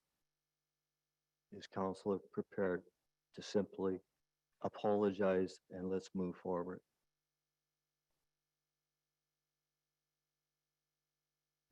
Mr. Mayor, Yes, thank you, Councillor. I'd like to comment on what you said about Facebook posts and derogatory remarks. What prompted that was one extremely disturbing, insulting, derogatory comment with sexual connotations regarding two members of this council. That's what started it, Mr. Mayor. Thank you. Thank you. I would strongly suggest if council don't like something that's on a Facebook page, they don't look at it. If council wishes, council can retain their own legal and can actually do what they feel that they need to do. But to bring the whole group in, I am not part of that. I don't condone using our legal powers. The threat to understand what a person, a member of the public, when they receive a letter from our legal, I think is an abuse of power. Absolutely, just incomprehensible. Next order of business, please. Your comment, Mr. Mayor? No. No. Next order of business, please. No, councillor. Thank you. The next item is reports from staff. And the first one is a report from the operation manager, acting deputy CAO, regarding the 2022-2023 synthetic outdoor rink operations report. Move receipts. He hasn't. Counselor. Go ahead to our operations manager. Thank you, Mr. Mayor. This is a report for the 2022-2023 operations of the Starlight Skating Rink. Just at the regular council meeting of November 21st, 2022, council passed the following resolution: that staff be directed to prepare a report on the annual operational and maintenance costs for the ice rink at the end of the season and the expiration for options of a roof for the rink be held in abeyance until such time as the report is received. Thank you. That was the previous motion from the past meeting. Yes. Okay, the synthetic outdoor rink known as the Starlight Rink is in the resort development strategy. The rink is a community amenity that is free for use by both tourists and residents. When in use, the rink proved to be very popular, received positive feedback from residents who enjoyed skating there, watching their children or grandchildren skate as a general gathering place. All capital costs were funded through the Resort Municipality Initiative, with operating costs being the responsibility of the village. The strategy to offset operating costs is to run a concession and a skate rental shop along the rink, or alongside the rink. In its second season, 2021 and 2022 were closed due to provincial health restrictions. The rink operated from the end of October of 22 through February 20th, 2023, before being placed back in storage. The concession operated for 5 weeks, from 1 p.m. to 9 p.m. Thursday to Monday. Out of the 16 weeks, the rink was in place. The rink attendant maintained the rink, the grounds, and the washrooms, and he managed skate rentals and the concession and played festive music. During those 5 weeks, there were 203 skate rentals and 23 helmet rentals. Additional users were not tracked and are not included in these statistics. The following table details the operation costs of the rink, which included maintenance in of the rink from Thursday to Monday. The operating revenue was $1,458. Set up and take down labor was $14,050. Rink attendant cost was $2,900. Concessions goods, $260. Insurance, $600. Repair and maintenance, $1,277. Total expenses, $19,087, with an operating loss of $17,629. The 2022-23 season saw significant challenges due to staffing challenges and extended periods of inclement weather. The inclement weather included high winds, cold temperatures, and significant snow events that made the rink unusable. This season, a total of 364.5 public works hours over 16 weeks was dedicated to the rink operation. At that time, or at a time when the department typically has a lower workload due to off-season, due to the off-season. No overtime costs were incurred associated with this project. To clarify the total operating costs in previous years, the setup and takedown labor was only given in hours. It was not given in total cost. If you take that out, the net loss from year over year, from the operating year of 2019, 2020 to this year, or this past year, we're just about exactly the same, around $3,000. Below is the proposed 2023-24 schedule. The recommendation that the 2022-23 synthetic outdoor rink operations report be received. Thank you. Moved by Councillor Fazio. Yes, Mr. Mayor. Seconded by Councillor. Second by Councillor Buckley. And discussion, Mr. Mayor, Councillor Buckley. I would like to put further discussion about this rink over to our next committee of the whole meeting. And I think at that time, we can decide whether we want to go ahead with it or put it for sale or whatever we're going to do with it. But I think we need more than a 10-minute sit down with this one. And I would like to put that motion on the floor that we put it over the next committee of the whole meeting to be discussed at that time. So there's already a motion on the floor just to receive. Let's receive it first and then, All right. okay. So let's just call the question then for all in favor of receipt. Passes unanimously. Councillor Buckley. Thank you. I would like to put the motion on the table that we put this over to our next committee of the whole meeting for further discussion to decide whether we're going to keep it or sell it. I'll second that, Mr. Mayor. Move it to the next committee of the whole meeting. Seconded by Councillor Fazio. Discussion. Ready to call the question? All in favor? Passes unanimously. Next item, please. The next item on the agenda is a report of the Emergency Programs Coordinator regarding UBCM CEPF EOC grant application. Come on up, guys.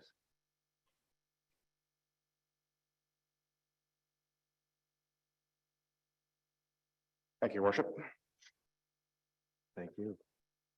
So the UBCM grant through the Community Emergency Preparedness Fund and EOC grant applications is specific to emergency operations centers, offers the village and any municipality up to $30,000 grant for operations within the Emergency Operations Center and equipment, training, and ongoing use of an Emergency Operations Center outside of emergency operations.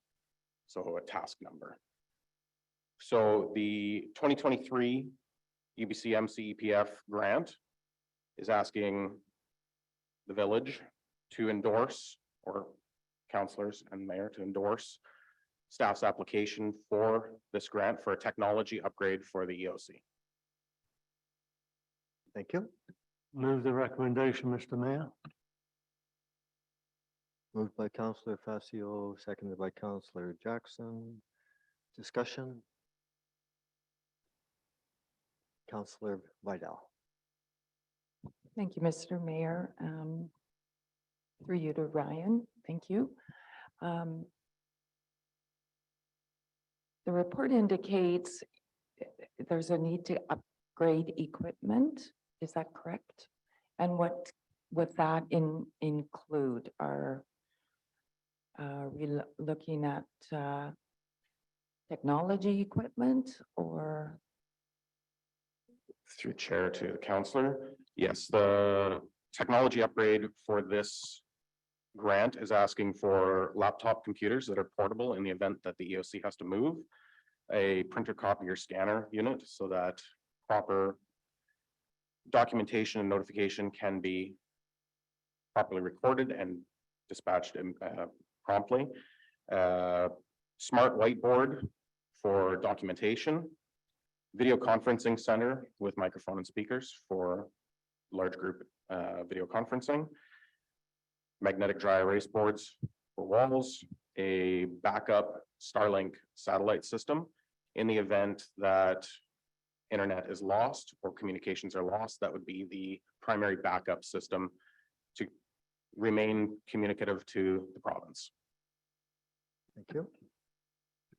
Thank you, Ryan. And just one more question. Are you requesting that the village and council send a letter of support, of endorsement?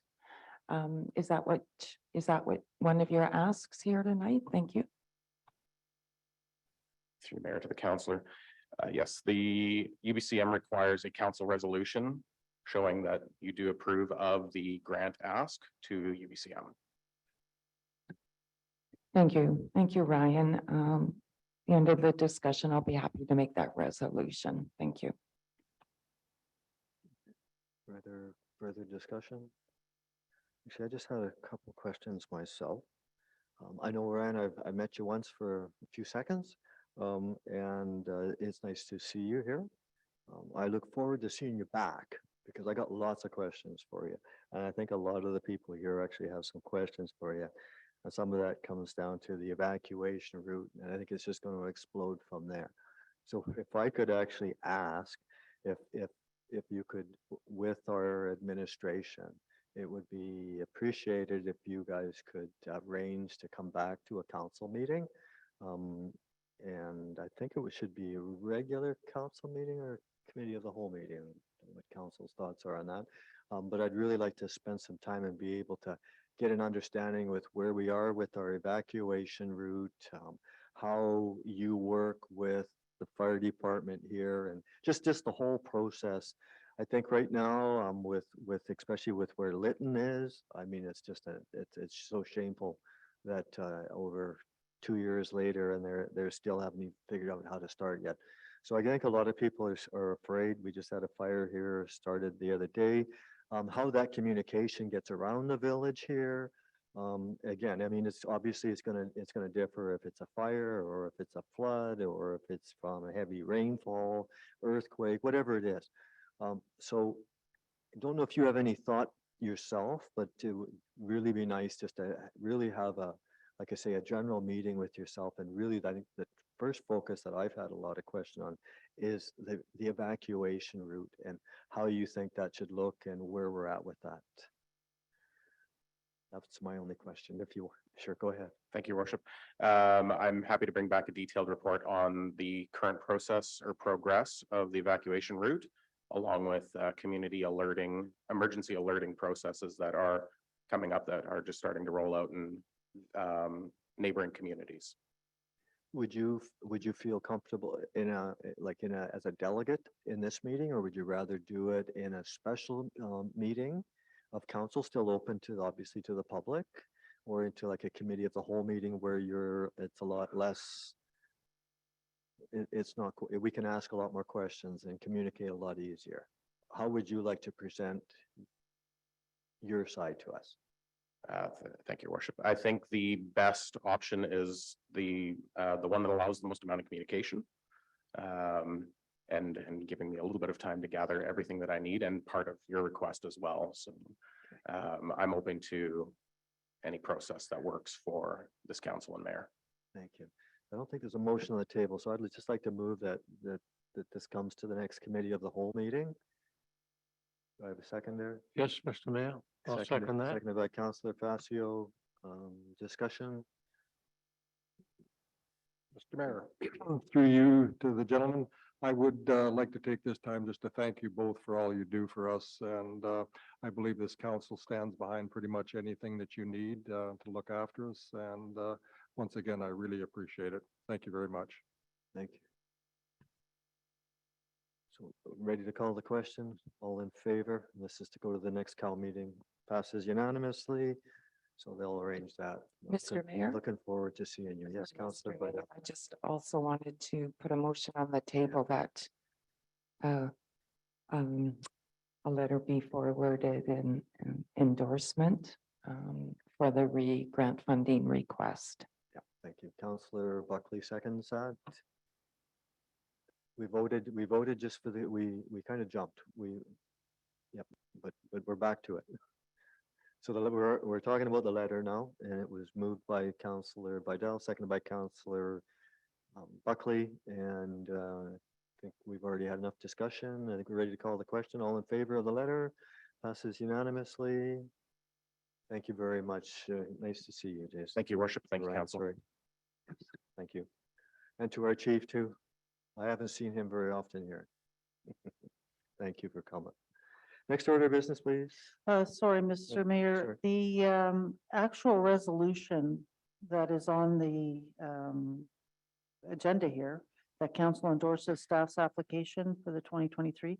Councillor Facio and Councillor Jackson did move and seconded that resolution as well.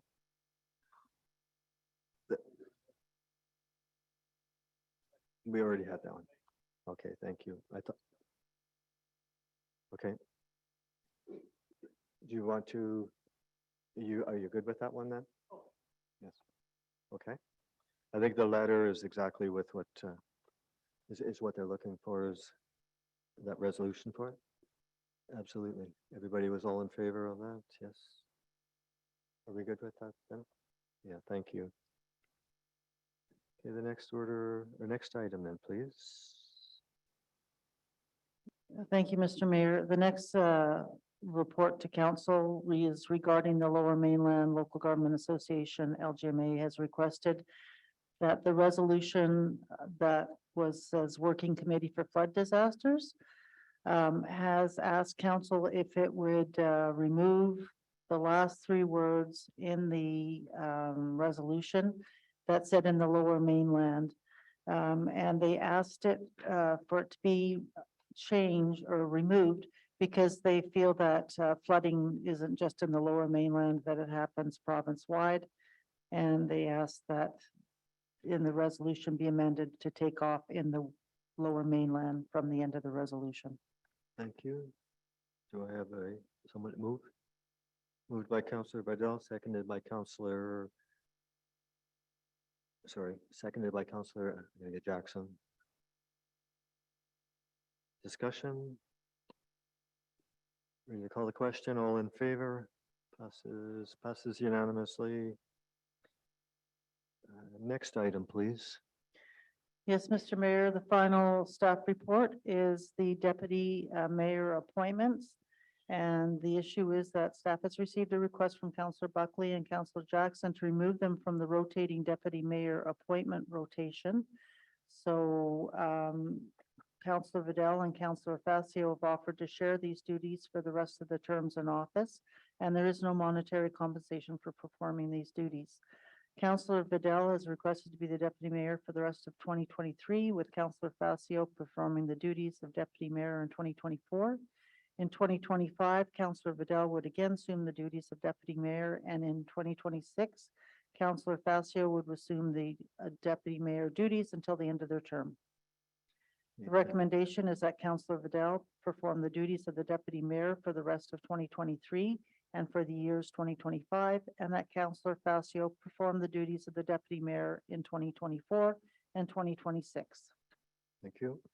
I'm going to say I was actually blindsided at why two councillors have decided to remove themselves as deputy mayors. Does Councillor Buckley or Councillor Jackson, is there any comments you'd like to make?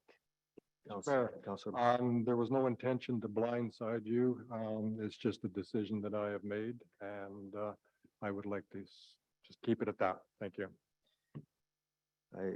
it just kind of made no sense to me, Councillor Buckley, there. You've just completed your term just a few days ago, so you're not due for another year. So I was just surprised to see that you have decided at this time that you don't wish to be on it. Just due to the previous conversation with where the mayor and council are divided, I think that this is a really important topic. It's not something I think that would normally be of any concern, but it is a concern to me now. And if something was to happen to me, I realize it's a year term for each one of for Councillor Vidal and Councillor Facio. So I'll say I'm disappointed to see that Councillor Buckley and Councillor Jackson have decided that they wish not to be part of it. If they're willing or they want to talk to me at another time, I'd be more than willing to talk about that and to appoint Councillor Vidal as the deputy mayor for the next 3-month period. How does Councillor Buckley and Councillor Jackson, do they wish to discuss this with me? Speaking for myself, I have made up my mind and I'll stick with what I've put forward. Thank you very much. Thank you. Councillor Jackson, any comment? Your worship, I just want to concentrate on what I started out to do. I don't want to be diverted from that, and I'd like to get on with the business of what I think the village should be doing. Thank you. Thank you. Well, under 130 of the charter, it's actually the mayor who appoints the deputy mayor, and it's council who does by resolution. So I'm going to, because of the issues that are going on right now, and as we're going through with the facilitator, and hopefully this council and mayor can work together, I am going to put a recommendation that Councillor Vidal perform the duties of deputy mayor effective to date for the next 3-month period. And then we'll come back and deal with it after that time period. Do I have a seconder for that recommendation? For that move, sorry. Okay, motion fails. Next item of business, please. Yes, Mr. Mayor, under the bylaw section, report from the finance manager, April 3rd, 2023.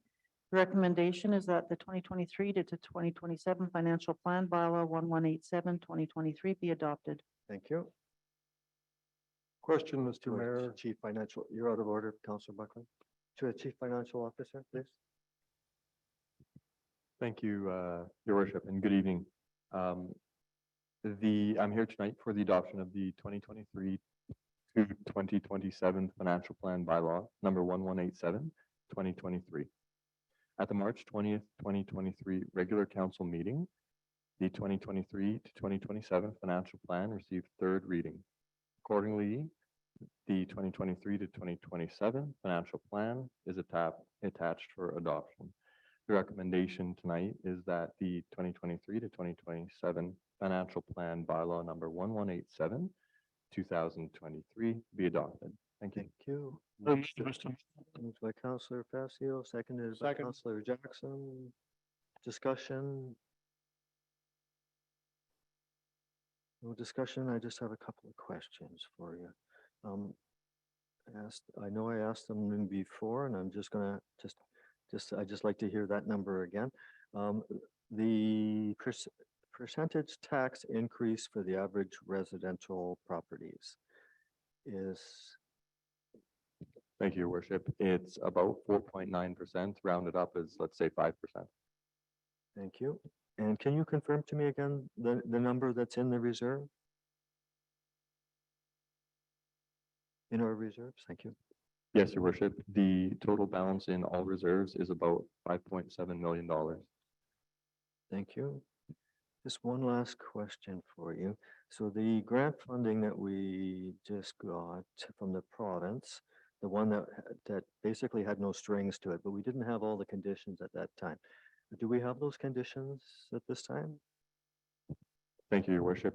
We've received a second letter from the province, which details more, I guess, thoroughly the conditions of this grant. It is basically based on infrastructure growth.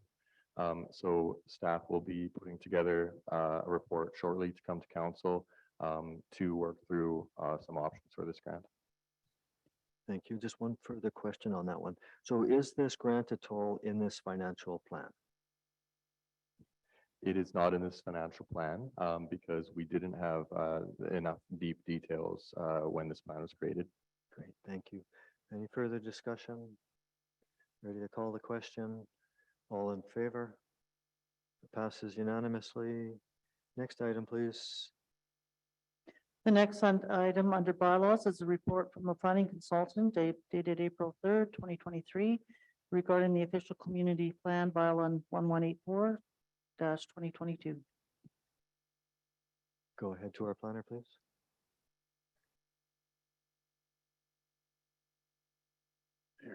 Thank you, Your Worship. Technical breakdown. With the rescinding of the second and third readings of the official community plan bylaw 1184-2022, the village needs to give the bylaw a second reading and provide staff with the authority to set up a public hearing for the updated OCP. Prior to that happening, though, this would be a good time to solicit additional community input. And we'll get into that a little bit later on in the report. Just some background information. Earlier, council approved community consultation program that consisted of 4 elements. The elements included the village's website, in-person pop-up events, online surveys, World Cafe, and out of those 4 elements, we had 316 individuals that either attended or provided comment on the new or the updated official community plan.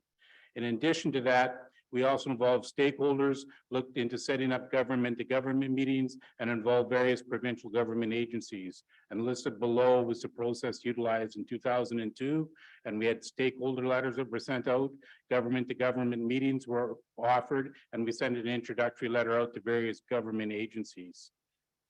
On page 71 of the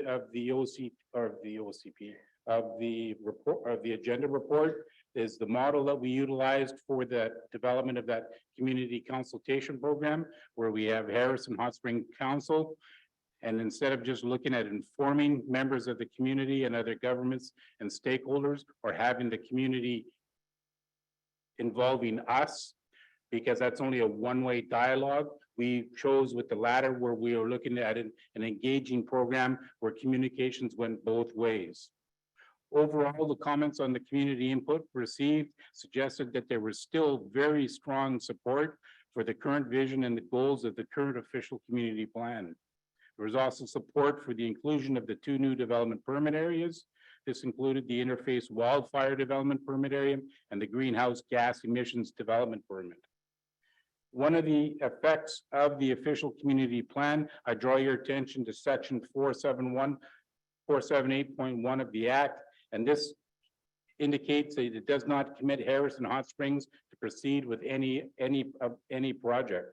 And this is one reason why it's suggested that you keep your projects out of your official community plan, because the public's expectations go up. But because of that section, there's no requirement for the council to follow through on working on those projects. Some other issues associated with this process has been clarity on the land use designation versus zoning requirements. As with the current official community plan, the updated OCP designates, the term is designates potential areas for residential or commercial uses inside of the village's boundary. The area designated low density residential is a large area which covers most of the village. This area is colored yellow on the attached land use designation map number 1. There seems to be some confusion between what a designation means, as comments have been provided that the new OCP will allow residential suites and coach houses everywhere. That's not possible, as the zoning bylaw is the only tool that allows site-specific uses of the land. The official community plan designates, the zoning bylaw implements. The only area that allows for either a residential suite or a coach house is the area zoned residential 2 or R2 as outlined in the zoning bylaw. To help bring some clarity to this issue, the better approach would be to seek input through a process whereby staff can answer questions directly and prior to any public hearing being held. One of the problems with the public hearing is staff cannot answer any questions at that particular point in time. Council can ask questions dealing with that specific question that was brought up. But the big thing is before any misconception happens, it's best that we don't have these ideas moving forward into the formal public hearing process. As we're all aware, there were some major changes to the updated bylaw, and that's listed on page 72.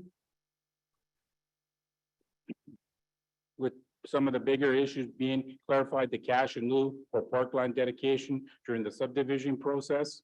We took out the tree protection section because this issue is better addressed through your urban forest master plan and the tree protection bylaw that you have in place. We added a sand and gravel section as per the requirements of the Local Government Act. We made the OCP more user-friendly in that we created section headings and moved all of the policies associated with that section into this section. Instead of going through page by looking for the different residential development policies, they're all under one category now. This update project also allowed the review team to remove contradictory policy statements. Looking to take out the design guidelines as a part of the current official community plan. And the recommendation is that they be set up as a policy in the proposed updated OCP bylaw, suggests that the design guideline policy is tied in to the new official community plan with the word must. We've updated the maps because there's been some areas where the Miami River Development Permit area has not been applicable, but it should be. There's also some areas where it should be applicable around the lake area as well. So we've taken all of that into consideration. We moved the sign policies in the current OCP as the village now has a sign bylaw. Deleted various sections of the current official community plan as these policies are actual regulatory requirements that are better addressed through the village's zoning bylaw. This includes density issue and parking requirements, and removed issues that are better addressed in a council strategic plan, like creating a tourism development strategy, which has been in the official community plan since 2007. Other issues addressed in the updated OCP, still can have the education, health, public safety issues, which are identified in section 10, the recreation and cultural issues, which are identified in section 11. The suggested approach to address any additional clarity issues prior to hosting a formal public hearing, as a public hearing is not a proper avenue to answer questions on the updated OCP, but rather to use it to receive comments only. That's the purpose of the public hearing. So what we're suggesting is that we have the hosting of an open house as a tool that allows public and staff dialogue to take place. After the conclusion of the open house, a report will be prepared for council's review and comments. The staff recommendations, your worship, is that staff be authorized to set up an open house and any other public consultation process council wishes to use. Thank you. Move the recommendation, Mr. Mayor. Moved by Councillor Facio, seconded by Councillor Jackson. Discussion? No discussion on it. Actually, I have some discussion on it here. And I just want to comment on the one on page 71. So, which is the section that says here, this is to our planner, please. Clarity of on the land use designation versus the zoning requirements. And I think you're trying to, sorry, just a second here. Yes, you are trying to explain to people with regarding the coach houses and the residential, let me move a little closer, and the residential suites, which is a big issue here in the village. But before I go on too much further, it was interesting. Just before I walked out the door to come here, I just heard our premier announce that there's going to be some massive changes, and they're actually going to force us smaller municipalities to actually put multiple homes on sites and potentially suites. And they are starting, I think, in this, maybe our planner can help me, and I think they're starting in Vancouver. They're actually allowing 4 units on a single piece of property now, and actually they're going to start to mandate that. Is that correct to our planner? Yes, your worship, that is the intent. They're looking at doing a pilot project that is supposed to be starting in the fall. The details haven't come out yet, but this is the third time that third time that they've done this announcement. And what it's based upon is the New Zealand model that they've done for housing in that country. That's interesting. New Zealand. I think that's something that is going to keep some of us busy here. I don't think that we want to see 4 units on a piece of property here. It's actually, I had an opportunity to spend a number of years actually with the city of Vancouver, involved in the management of the civic facilities, actually all the civic facilities. And I could tell, I worked with the city of Vancouver a little over 10 years ago. And what people don't realize is buildings deteriorate. The cost of keeping buildings running and keeping them maintained is just an insane amount of money. So there's absolutely no way that the city of Vancouver can sustain itself, never mind any other infrastructure, just facilities alone. And I think I was somewhere in the neighborhood of like 0.3% of the overall money that was spent in the city of Vancouver. But it's just astonishing when we start looking at the infrastructure costs. And the city of Vancouver has got really, from my opinion, it's got two choices. It can either declare bankruptcy or start allowing they're in a desperate situation. So this is their way out. So it's going to be interesting. I don't think our chief financial officer, I can't see him, but I don't think that we're getting close to declaring bankruptcy. I do recall looking at the asset management plan a number of years ago, and there is a number of significant items, and I'm sure that that's going to come out in the next years. I look forward to seeing our 5-year asset management plan here. But I think that we're an awful lot better than the city of Vancouver, and I think we really got to fight back with the city here. And I'm not too much in favor here of this New Zealand policy. Anyhow, I got sidetracked there a little bit, but I just want to go back to, again, page 71, and that's clarity on the land use designations. I understand, Mr. Planner, that yes, it still requires to come to council, but my understanding, and this is the part that kind of haunts me, is that in behind the scenes, under the Local Government Act, actually, I'm just looking for the section of it here. I think it's Division 3 of the Local Government Act. And this is what really concerns me, is that a local government is not required to hold a public hearing on a proposed zoning bylaw if an official community plan is in effect for the area that is subject of the zoning bylaw. So now that our zoning, that the official community plan, the land use is showing R2 use, I'll call it R2 use in R1 zones, according to this, again, under the Local Government Act, it no longer has to go out for a public hearing. And also, if we decide to make amendments to our zoning bylaw, that also doesn't have to go out to public input.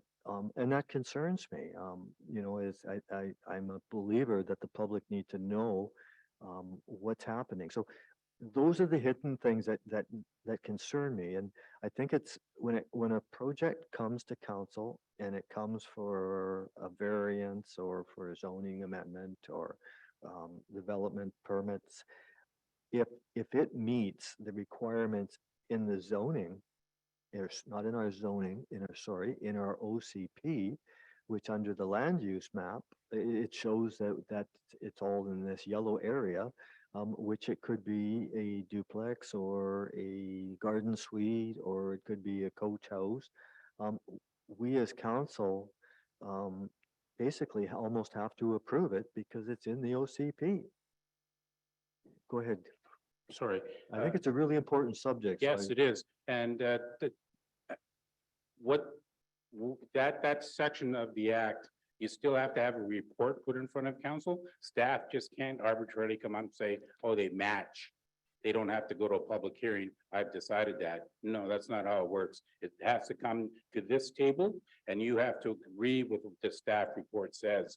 And regardless of what the staff report says, remember, you have the ability to revise it, reject it, or come up with a completely different set of recommendations or adopt the recommendations of that report.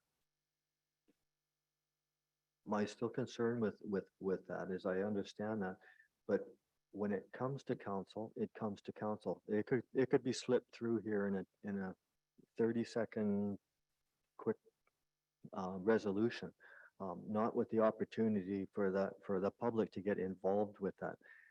I know that we have a few coach houses that have popped up, and it's really affected a few individual neighboring places. So it's come to haunt us here in the village.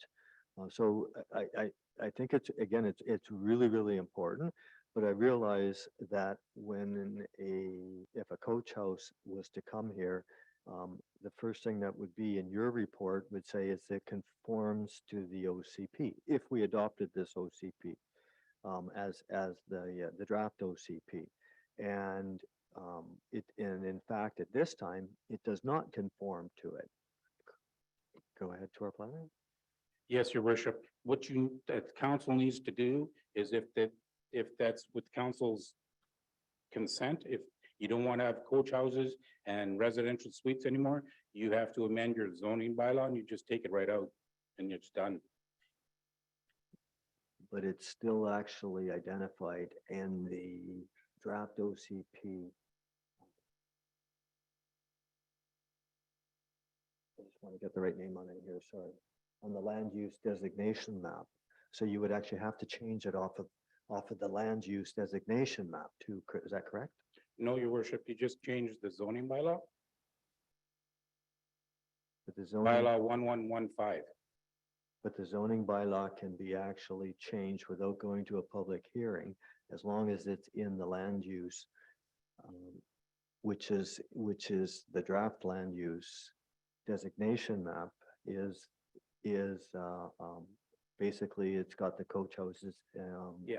and And regardless, even if it does Yeah. match in and the report is accepted by council, it doesn't happen carte blanche. You still have to put your ads in the newspaper so the public can still see the ads. And then they can come in and say, why, how did this happen or whatever? And then you can, as the council, can rescind that and go to a public hearing. thank It's you. not done blindly against the public. They still have to, we're still obligated to put the ad into the newspaper 2 consecutive times into the newspaper. That's actually for the zoning change. Yes, I understand that. But it makes it easy if it's already in the OCP. If it's not in the OCP, then it makes it a more difficult process. Anyhow, I'm sure we're gonna have a lot more conversation on that in the time to come. So I look forward to the open house. I am pleased to see that council has taken us back to first reading where we are. I thank you for that. I think the residents of the village here appreciate coming back to this point too. I think if council has any other conversation, I think how they would like to see this process for the open house be. I recall Councillor Buckley there a few weeks back talking about an open house that he had that he was impressed with. Do you have any comments of what you would like to see or how you would like to see this open house done? The open house, I believe the way it was handled before was pretty good. I think as long as everything there is, I guess, discussable and all the facts and figures are there. And when you talk about the coach houses and everything else, I think that would be the way to go, and then wait for the public's response. And then from there, we can go on and see where we want to sit. I know where I want to be on the coach houses, and this isn't the time for it, but I think as long as you have public input, that's what I would like to see, and just an open, honest display. Thank you. Thank you, Council. So what about, okay, to our intern chief? Thank you, Mr. Mayor. I just want to thank you for having this dialogue with council, because I think it's very important for us as staff to hear what sort of, like, do you want to have the website set up? Do you want to have those special, more intimate settings? The more that we can provide opportunities to the public to comment and for council to be there to hear. Thank you. Well said. I think that's what I'm hoping to pull out right now. And do we want meetings? Is it going to be 10 o'clock in the day, or are we going to have one at 10, another one at 7? One on the weekend? Are we just going to have one? Sorry, Councillor Passio, I think you're ready to speak. Oh, thank you, Mr. Mayor. Yeah, I think we should continue with the website, also have the open house. That when we did it for the existing OCP, it was done with the round tables and a scribe with a sheet. I can see Councillor Jackson now writing all these comments down many moons ago to get the people's input into what they wanted to change. Now, how much of this is going to come out, I'm not sure, because we've had a pretty good response, but I think we should keep the website. And maybe I'll leave it to the staff how they wish to entertain the open house, and Mr. Cossie, it's his baby, so to speak. Thank you. Thank you. Councillor Buckley? Thank you. I would think the more opportunities that we have for the public to voice their opinions would be great. This is very important, as we've stated before. So anything, be it on the web or in open, and especially making it easy for people to come after hours or something would not hurt in an evening or something, or on a Saturday or something like that when most people are off of work. So I think that going forward would be definitely something I would be in favor of. The more opportunity, the better. Thank you. Councillor Vidal, did you have? Thank you, Mr. Mayor. My only comment is that I do agree with my colleague, Councillor Buckley, that however we can accommodate the largest number of people in attendance would be most beneficial. And with that, I'm in agreement to leave it up to staff to work with that. Thank you. Thank you. Councillor Jackson, did you have? Thank you, Wish. I think what really worked is we had round tables, about 8 of them, with a counselor and staff at each one. The people rotated from table to table. Each counselor or staff had a different area of the OCP that they were dealing with. They had maybe 15, 20 minutes or whatever time it took to discuss it and write it down, and then they could move to another table for another discussion.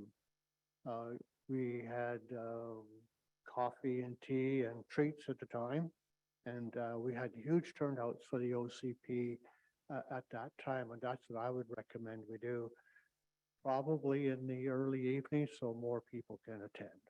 Would you do it just a one-time setting? No, we did several times. Yes, can you define several?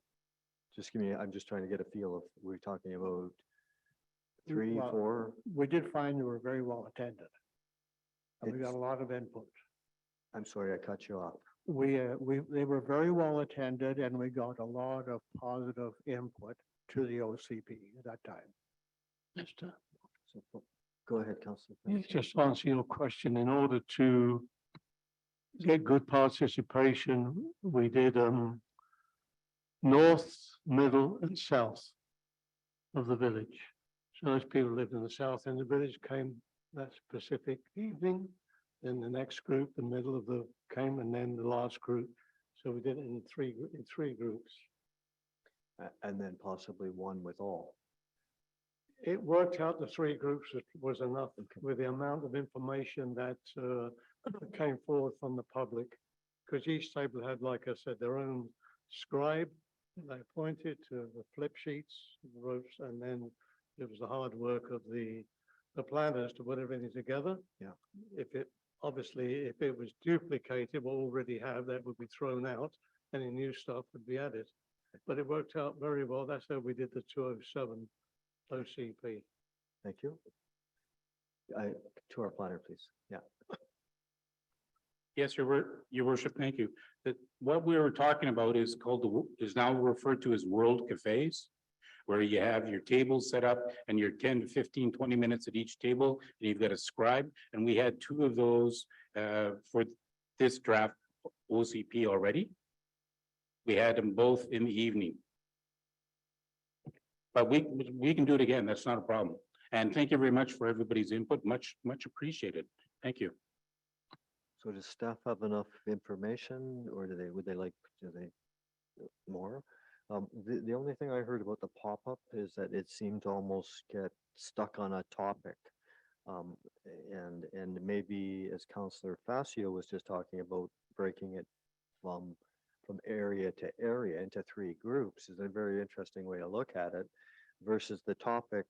It seemed to be, I'm sure that if it had the word coach house on it, the table would be full.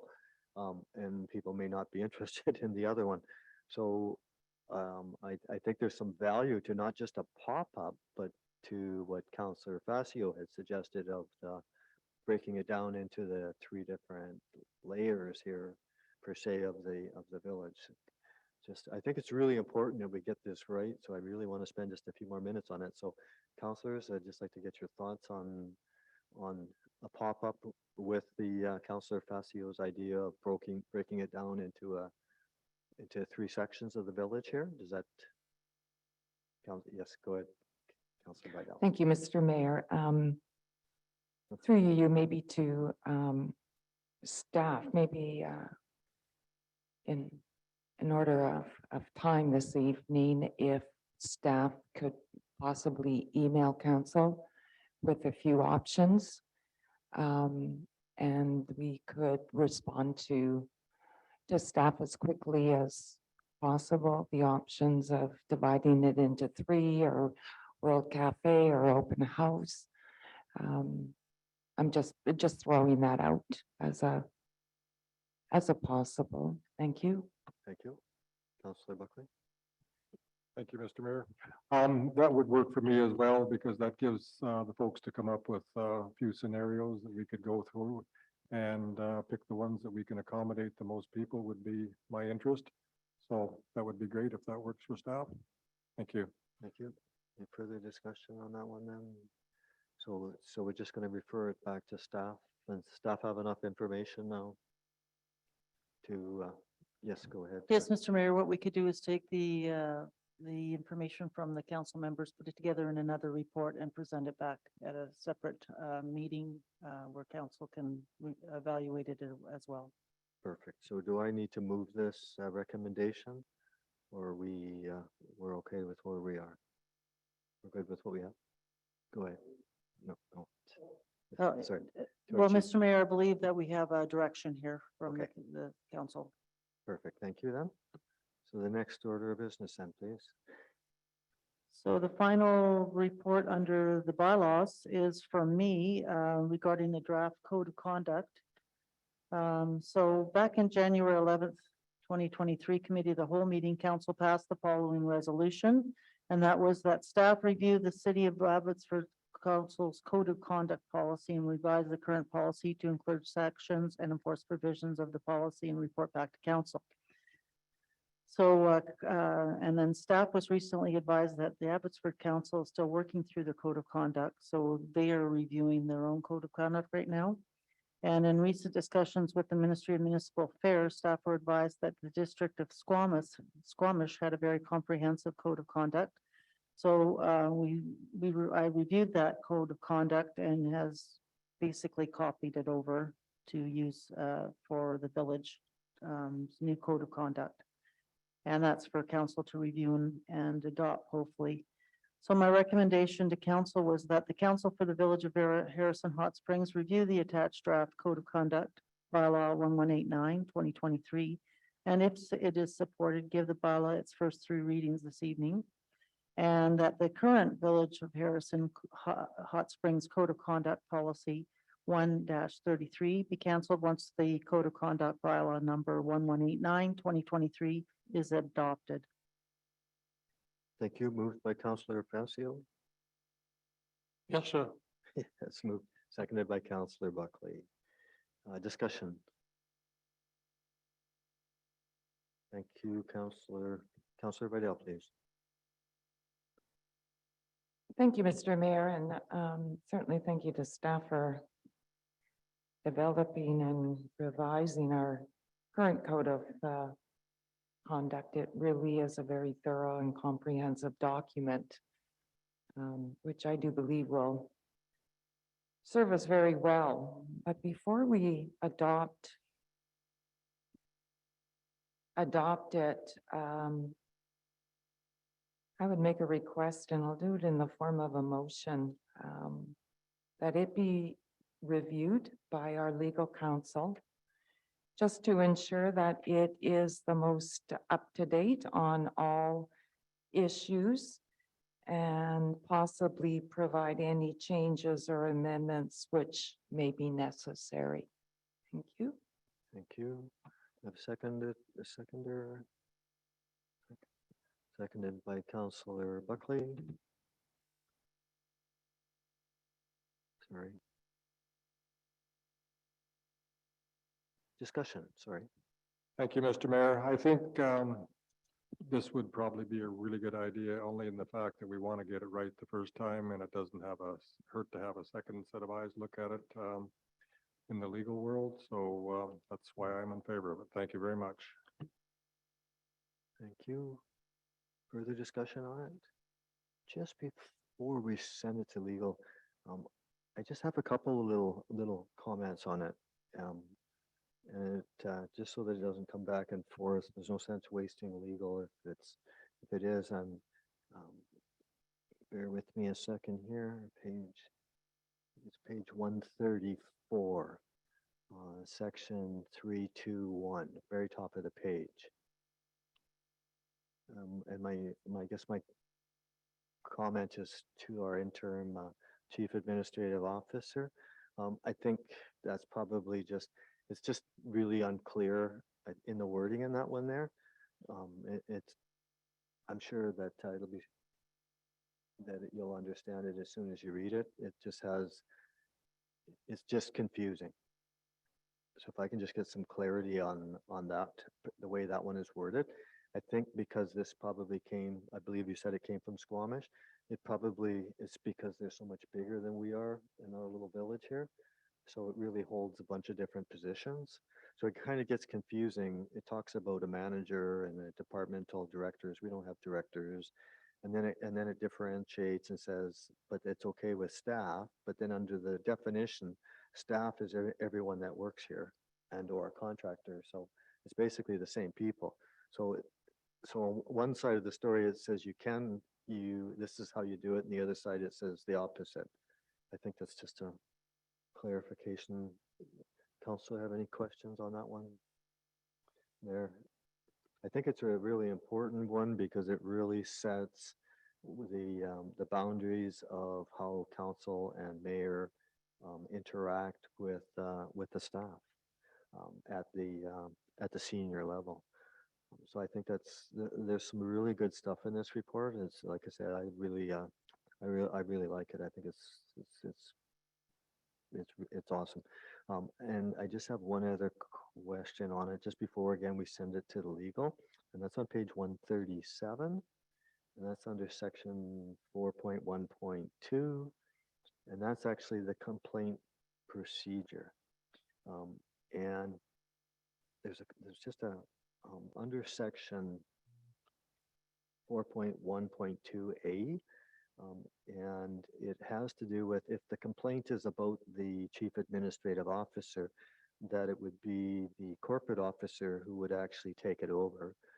And I think that should be changed to, in fact, that should be mayor and council. So I don't think a subordinate should be dealing with a complaint of this nature. Again, it should come to mayor and council. So if I could ask this mayor and council, I would just like to change where it says the very last word where it says corporate officer, it would say it would come to mayor and council. Moved by Councillor Vidal. I'm sorry, a question? Yes, go ahead, Councillor Vidal. Thank you, Mr. Mayor.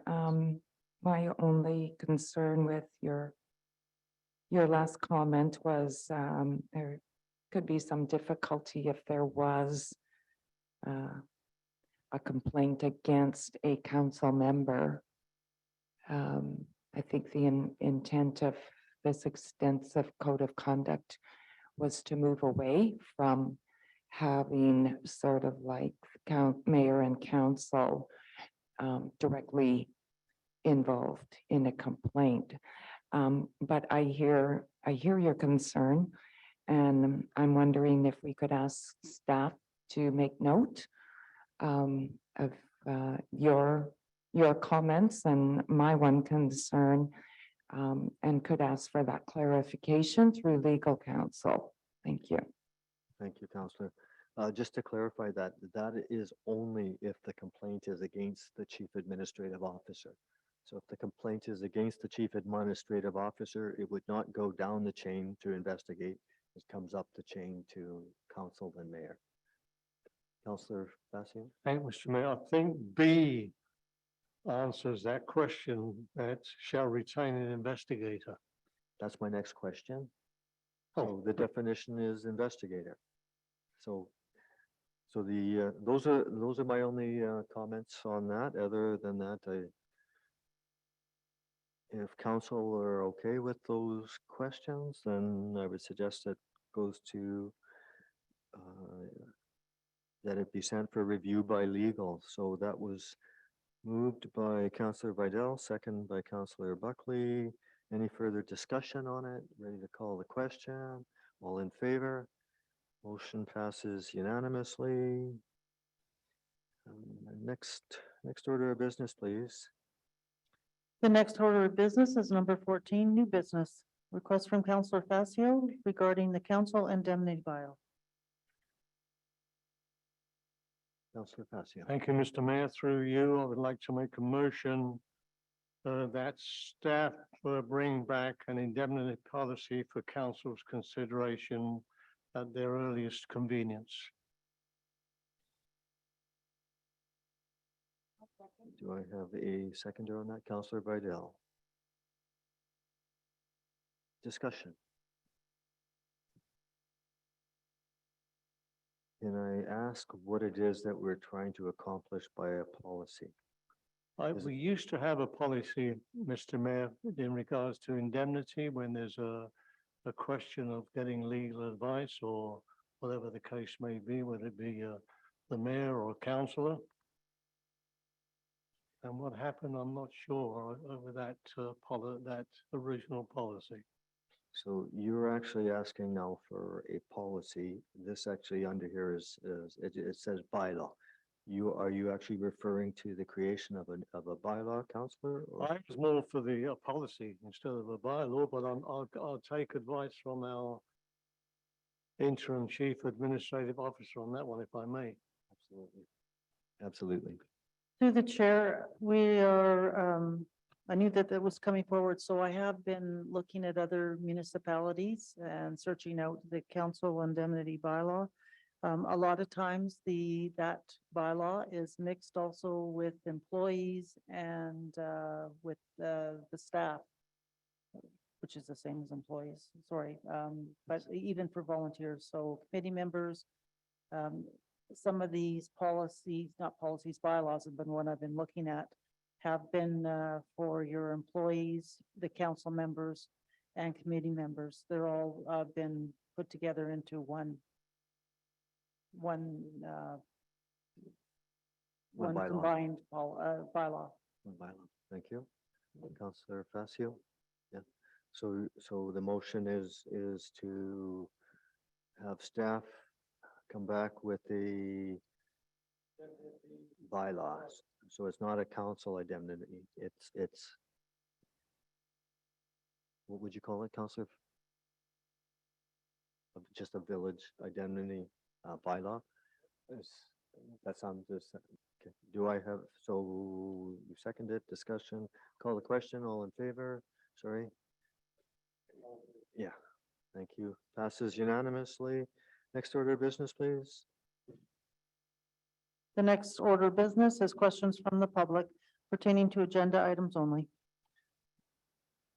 Questions from the public, please.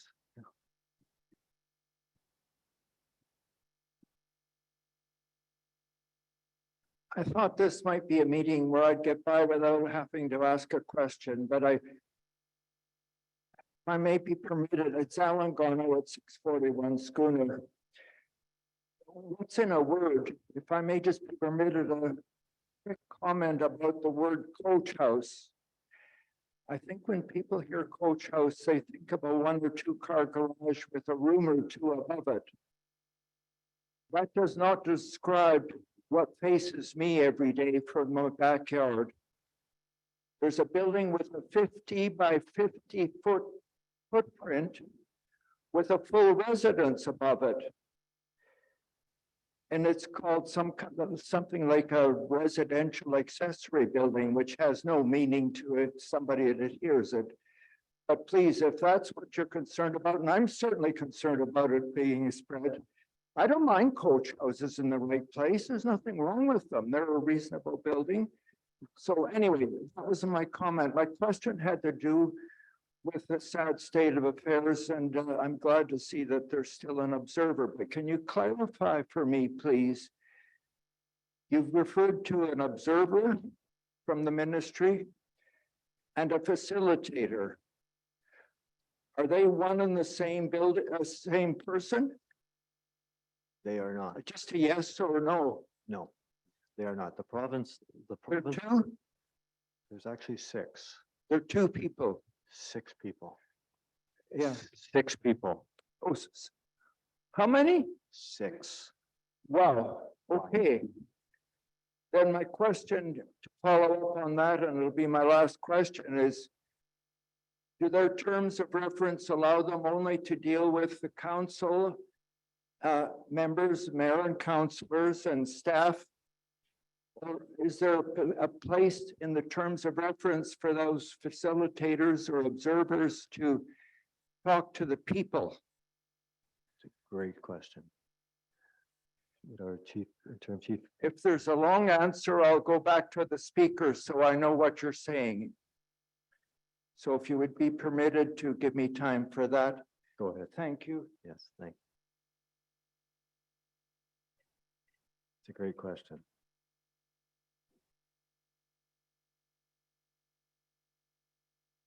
Yes, Mr. Mayor, there is, we have one facilitator that we've been dealing with. And his name is Ron Poole. And his company's name is Poole Consulting. And if anybody wants to give me a call at the office here, I know that he has spoken to some of the members of public already, responded to their emails, I believe. And he seems to be open to getting that kind of information and responding to it. You're welcome. Thank you. Go ahead, Mr. Jones. 398 Hot Springs Road. I can clarify that Mr. Ron Poole is exclusively dealing with Harrison. The CBC had reported that he was covering Lions Bay too, but he confirms that he's only dealing with Harrison, and he will be in Harrison, I believe, next week. The discussion earlier about the 48 acres or the 58 acres and the 74 acres, the confusion probably arises, Mr. Mayor, because there is a 74-acre parcel of land in that vicinity.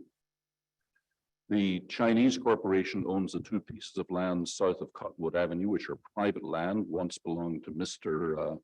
Kingma, now belongs to a corporation. And that is private land. South of that, alongside Macomb Drive, we, the village of Harrison Hot Springs, own 74 acres. It was 80 acres and 6 acres got taken off to build Macomb Drive. Behind that and around it to the east and to the south is all Crown land. So there is a 74-acre parcel, but it's not the one that lies south of Cottonwood Avenue. It lies east of Macomb Drive. My question though is, I was interested in hearing the petition by Gabby Thornton. Did I miss something, or did council not officially receive that petition? Normally you would pass a motion to receive it, which would put it on the record as having been received by this council today. And I didn't notice that happening. Did I miss something, or was that an oversight? My apologies, absolutely. That was a mistake on my behalf. Okay, well, I would ask that council should, out of respect for the people who've taken the trouble to circulate that and to sign it, formally pass a motion acknowledging it by a motion for receipt tonight would be really good.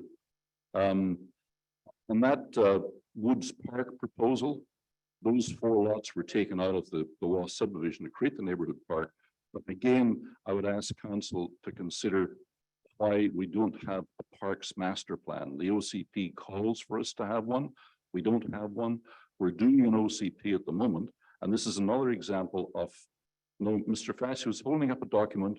If he reads the document actually says, we recommend that a master plan be produced. That is not a master plan. We don't have one yet. We need to have one. And it should be part of the OCP planning process, the same as the urban forest study, which we got back in December and has not yet appeared in public, should be dealt with and be part of the planning process, and it's not. Anyway, you passed a motion tonight Can I? to reduce parking. Can I just cut you? Sorry, Joe. You're asking a lot of questions. So I would like to answer a few of them before I forget. Oh, very good. I shall shut up for a moment then. Thank you. Yes, please. To our interim chief administrative officer, can you confirm when the urban forest master plan is coming to council? The interface one we were talking Yes. about, we just received it and it will be coming on the next agenda, April 17th. Sorry, it's not the interface report. We have that already from the same consultant a year ago. This is the urban forest plan that was submitted to us on the 16th of December. It's a different plan, same consultant, same $75,000 probably, but that's one that we're waiting for. It's not yet appeared. Thank you. Sorry, could you give me the title of that again? What is the name of the title that you're looking for? The one is called, well, maybe somebody here knows. I think it's called the Urban Forest Plan by Blackwell and Associates. To our operations manager, please. That is correct. The intent is to have it coming to the next council meeting. Thank you, thank you, thank you. Okay. You passed a motion tonight to reduce all the parking to $2 an hour. You have a bylaw that you recently passed, bylaw 1185, that says something quite different. So is bylaw 1185 the law or is it not? And if you're going to change the parking fees, you can't just do that by a council resolution. You have to amend bylaw 1185, which requires a public process. So did I miss something here? Or is 1185 the bylaw or not? Go ahead. Through the chair, we will be bringing back a bylaw amendment. Of course, you cannot do that without having that change. Sorry, I would have expected the motion to read that council instructs staff to bring forward an amendment to 1185. I didn't hear that. I just heard it's going to be $2. Thank you. I'm going to finish right there and allow somebody else to speak. Thank you. Thank you, sir. Good evening, Mr. Mayor and council members. Blair Degenstein, 341 Chestnut Avenue. Last meeting, I expressed a appreciation for having the residents of Harrison give input into the OCP. I just want to report to all of you that we've canvassed the south part of our community from Balsam Avenue south. We formed a small delegation and we look forward to the opportunity to meet with the planning department as well as any of the council members, discuss the future of our village, hoping that we can come to a formidable agreement on what looks good and what doesn't look good in our community. And I do have one question. Old business. It is a letter that I did submit to council. I asked one specific question. I was hoping to get an answer. The mayor replied. I did not get a reply from either of the 4 council members, and that was very disappointing. So I'm going to ask the question one more time. The mayor brought up a situation whereas our sewage upgrade plan was a $2.3 million upgrade. Our mayor brought to our attention that there could be a conflict of interest between one of the council members and a landowner that would benefit financially from the $2.3 million upgrade. Nobody expressed any desire to comment on that question. It was been brought up now twice publicly. And I would really appreciate if one of you could either deny that that actually exists or it's completely made up. Nobody's come to say that the mayor was lying or that he was actually speaking the truth. So let's have some transparency here and an open discussion. And would one of you please step forward and give me a reply on what's going on with the $2.3 million sewage upgrade? Is there a conflict of interest or is there not a conflict of interest? Please, someone. I'm going to answer that to begin with, just a clarification. So conflict of interest under the charter is usually when when there's money involved or there's some benefit to it. So this situation of that pump station, there's not about money from a counselor being made. So it's not a conflict of interest by the counselor in that sense of the matter. There was a concern with the actual spending of an additional $1.2 million to go from one decision of a pump station to another one. And the only, basically the only change or difference between the two was the well, the wet well itself, or the container that all the equipment sit in. And there was some concern with replacing it with the more expensive unit would be blocking a future or potential right of way to a potential future development site. So it was not a conflict of interest between a counselor. Okay, and well, I mean, I felt that I had heard that clear as day, but maybe I misunderstood. If I did misunderstand that, then I do apologize. My apologies if that's how that came across. All right, thank you very much. Councillor Buckley. I would like to say too, the reason that I personally did not respond is that the mayor had responded to you and I thought your question was answered. If in the future, you could ask for all of us for a response, but I thought it had been answered and that's why I did not respond. Okay, fair enough. Thank you. Okay, thank you. Firstly, I would like to apologize. to I'm you. back. I would like to apologize to you for not receiving. Oh. That was my mistake. No worries. Thank you. Good evening, Mr. Mayor. I'm Gabby, and I am a resident. I have a question for the councilors. Did any one of them do an environmental study on the synthetic ice rink? Because apparently the polyethylene that they use in the panels is very toxic to the environment. So I would like to know if there was ever a study done. To our operations manager, can you comment on that? I'm sorry, I didn't actually hear what she was referring to. Was you're talking about the panels for the skate rink? Is that what you're Yes. talking about? I am not aware of any study. Thank you. Councillor Fascia? Who wants to? Councillor Vidal? Thank you, Mr. Mayor. During the planning of it, a environmental study was done, and that was one of the top priorities of the council at the time, was to ensure that it was environmentally safe. Thank you.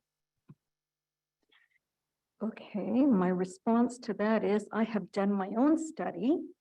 And apparently, as the microplastics are released as the skaters enroll the synthetic surface, this creates shavings and abrasions, which are distributed by wind, or they are swept up and dumped in a refuse bin, which eventually finds their way into the waterways or oceans, and they are a danger to the wildlife. So it is time to get rid of this ice rink as it was one of the many of your bad decisions, because we are wasting $17,000 of our taxpayers' money on a rink that very little people use, and it is environmentally unsafe. Thank you. No, Councillor Vidal. Thank you. Thank you.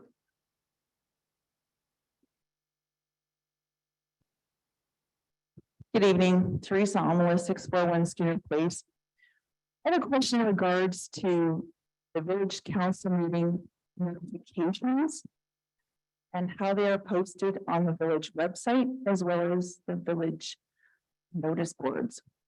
Is there a policy in place to have them signed by the person posting the notices, such as mayor and council, Mayor Ed Wood, or Ms. Ridley? And is there a requirement that the notices be date signed or time stamped? Because I will get notices on Facebook through alternate sources. I have no way of knowing if that's an official notice or someone is posting that on their own behalf. So I'd like clarification on that. Just to ensure that I'm getting the official notice, because what's stopping someone from taking a notice down from the village notice board? Thank you. Thank you. Was the, I have never signed a notice before, but if that's the wish of council for me to do, I can do that. The date on the notice is clear as the date that it was posted on there. And that's, so I may not be understanding exactly what you need to see. The business that I dealt with, there's a date and time stamp. If something is due at a deadline and my application is received at 12:01 p.m., there's a date and time stamp and it's signed and notified or double stamped or double signed or something. It's just a way of verifying that, yes, it's an official notice and it's a way of the residents understanding who posted it and that it's an official notice. I've had some concerns that things were altered in the past, and I just wanted to know when they were altered. So if they're being submitted as a late agenda, was that the original agenda? Was that the first one? I just like to have everything clarified. Dot the i's and cross the t's. Thank you. thank you. Council will be upgrading its council procedural bylaw, so that is an item then that we can consider. So thank you for. Thank you. Thank you. Did I hear correctly? You're gonna review the procedural bylaw? Is that right? No, sir. Oh. Well, you might want to consider adding Mr. Mayor to the way that the council could address your worship. Because currently it says Mayor Woods or your worship, not Mr. Mayor, but I've noticed a lot of people have referred to the mayor as Mr. Mayor. Anyway, that's not my question. My question is to the CAO. I was looking for the old OCP document that is currently in force and effect. And I can't find it on the website. And I wondered why. Because it is currently in force and effect. And I wanted to review it and compare it to the new proposed OCP. So I wasn't able to do that, and I'm wondering why. Go ahead. Through the chair, I have no idea why that wouldn't be on the website. I can certainly make sure it goes up tomorrow. Thank you. Thank you, that's appreciated. Thank you. The other thing I wanted to talk about is in reference to the previous discussions about Facebook. And I don't want to interfere and get you people upset. But we do, in Canada, we recognize the freedom of the press. I'm sure you all agree. The Canadian Charter of Rights and Freedoms, Section 2B is the freedom of thought, belief, opinion, and expression, Mr. Mayor, including the freedom of the press and the meaning of He's out, you're out of order, Council. Go, continue, please. Out of order is Continue, please. Continue, please.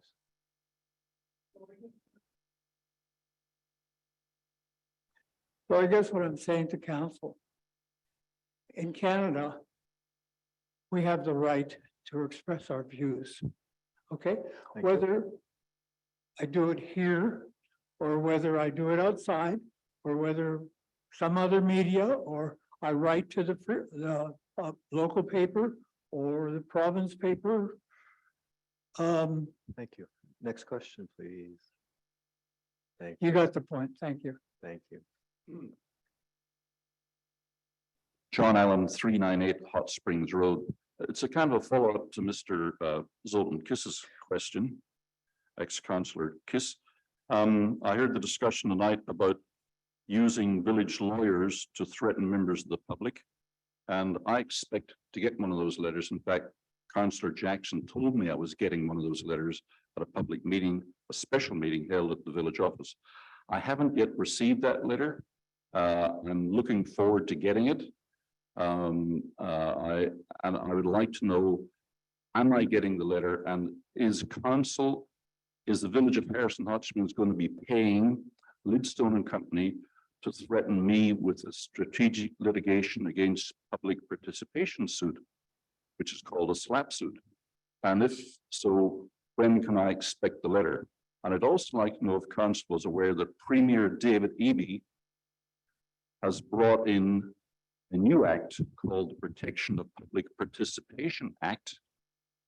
And Councillor Eby's statute, PAPA, will kill off the SLAP suit, meaning that if this council goes ahead and uses the village lawyers to threaten myself and the administrator of our excellent local Facebook page, will the village of Harrison taxpayers be paying for that? Will the individual councillors who caused the expense be paying for that SLAP suit, probably a defamation suit? Thank And you, that's sir. my question. Thank you. Thank you, sir.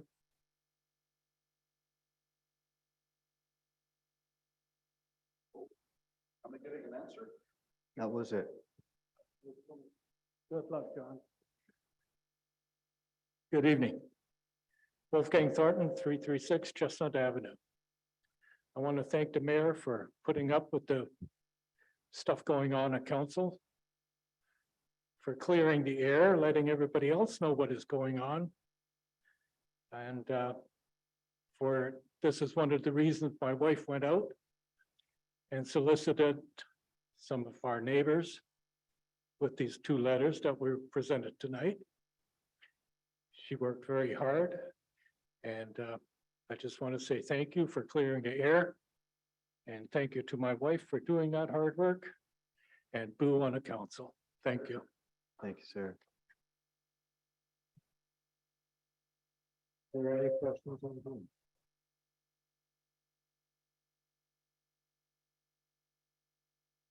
If anyone on Zoom has a question, please press the raise hand button.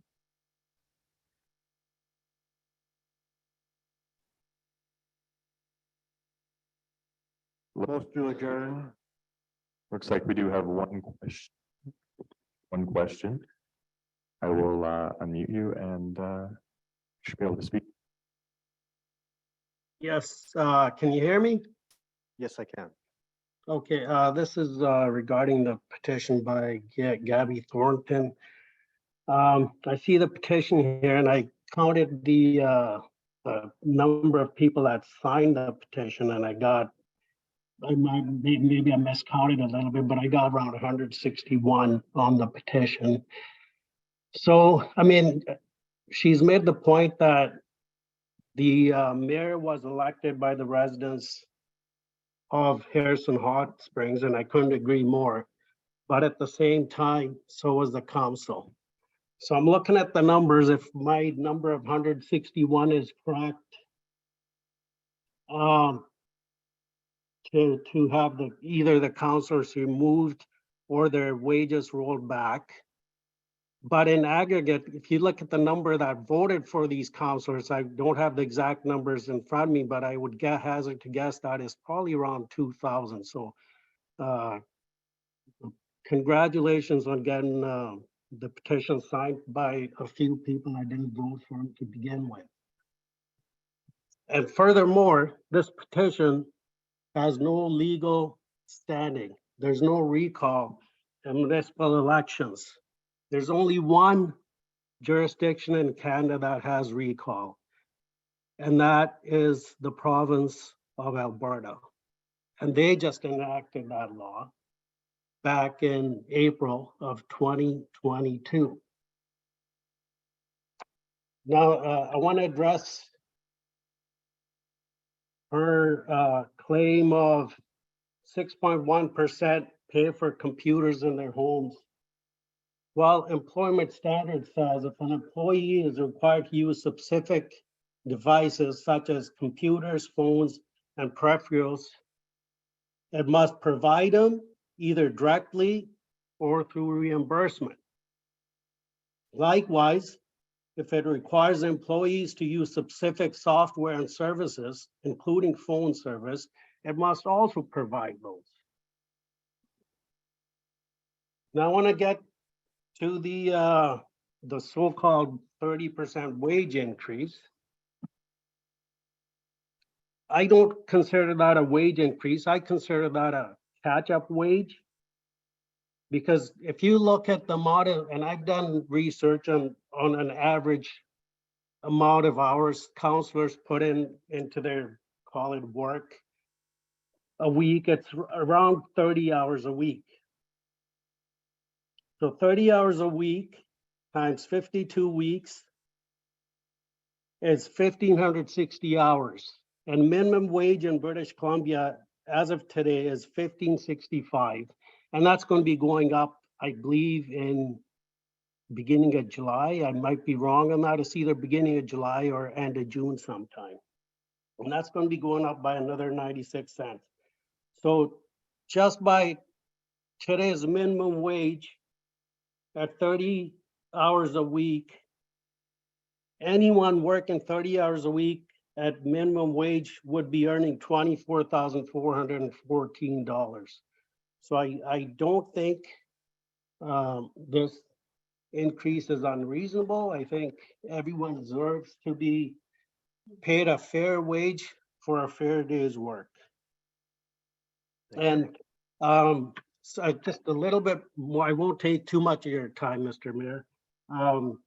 You know, the petitions are okay, they're petitions. I mean, I can go out and get a petition signed either against, for the councillors or against the mayor, but I don't think it does anyone any good having petitions like this. I think it's it provides a further wedge between the council and I don't think that should be our goal. Our goal should be to get away from petitions like this. Our goal should be to encourage council to work together instead of having petitions like this. And that's all for me, Mr. Mayor. Thank you for your time. Thank you. Any further questions on Zoom? Just a second. Just about that. Motion to adjourn? No. No, I would like to actually pass. One more question on Zoom. One more question on Zoom. Go ahead. You should be able to speak.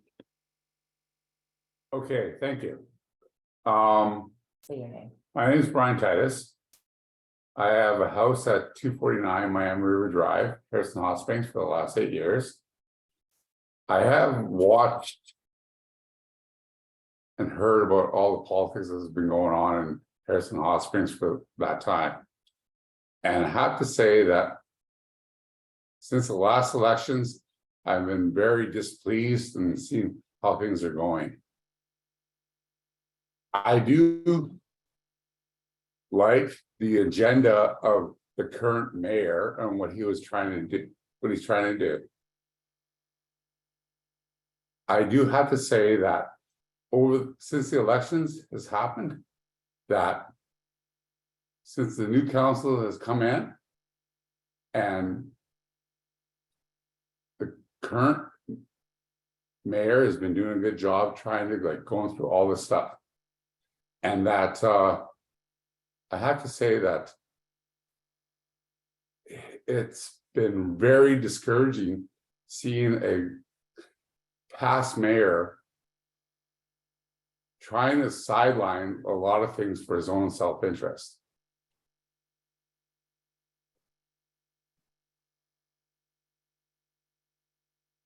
Thank you, sir. I would actually, so we're finished with the question period. I would actually like to pass a motion then for receipt of the 2 petitions. Do I have a seconder for that? Receipt seconded by Councillor Bidell.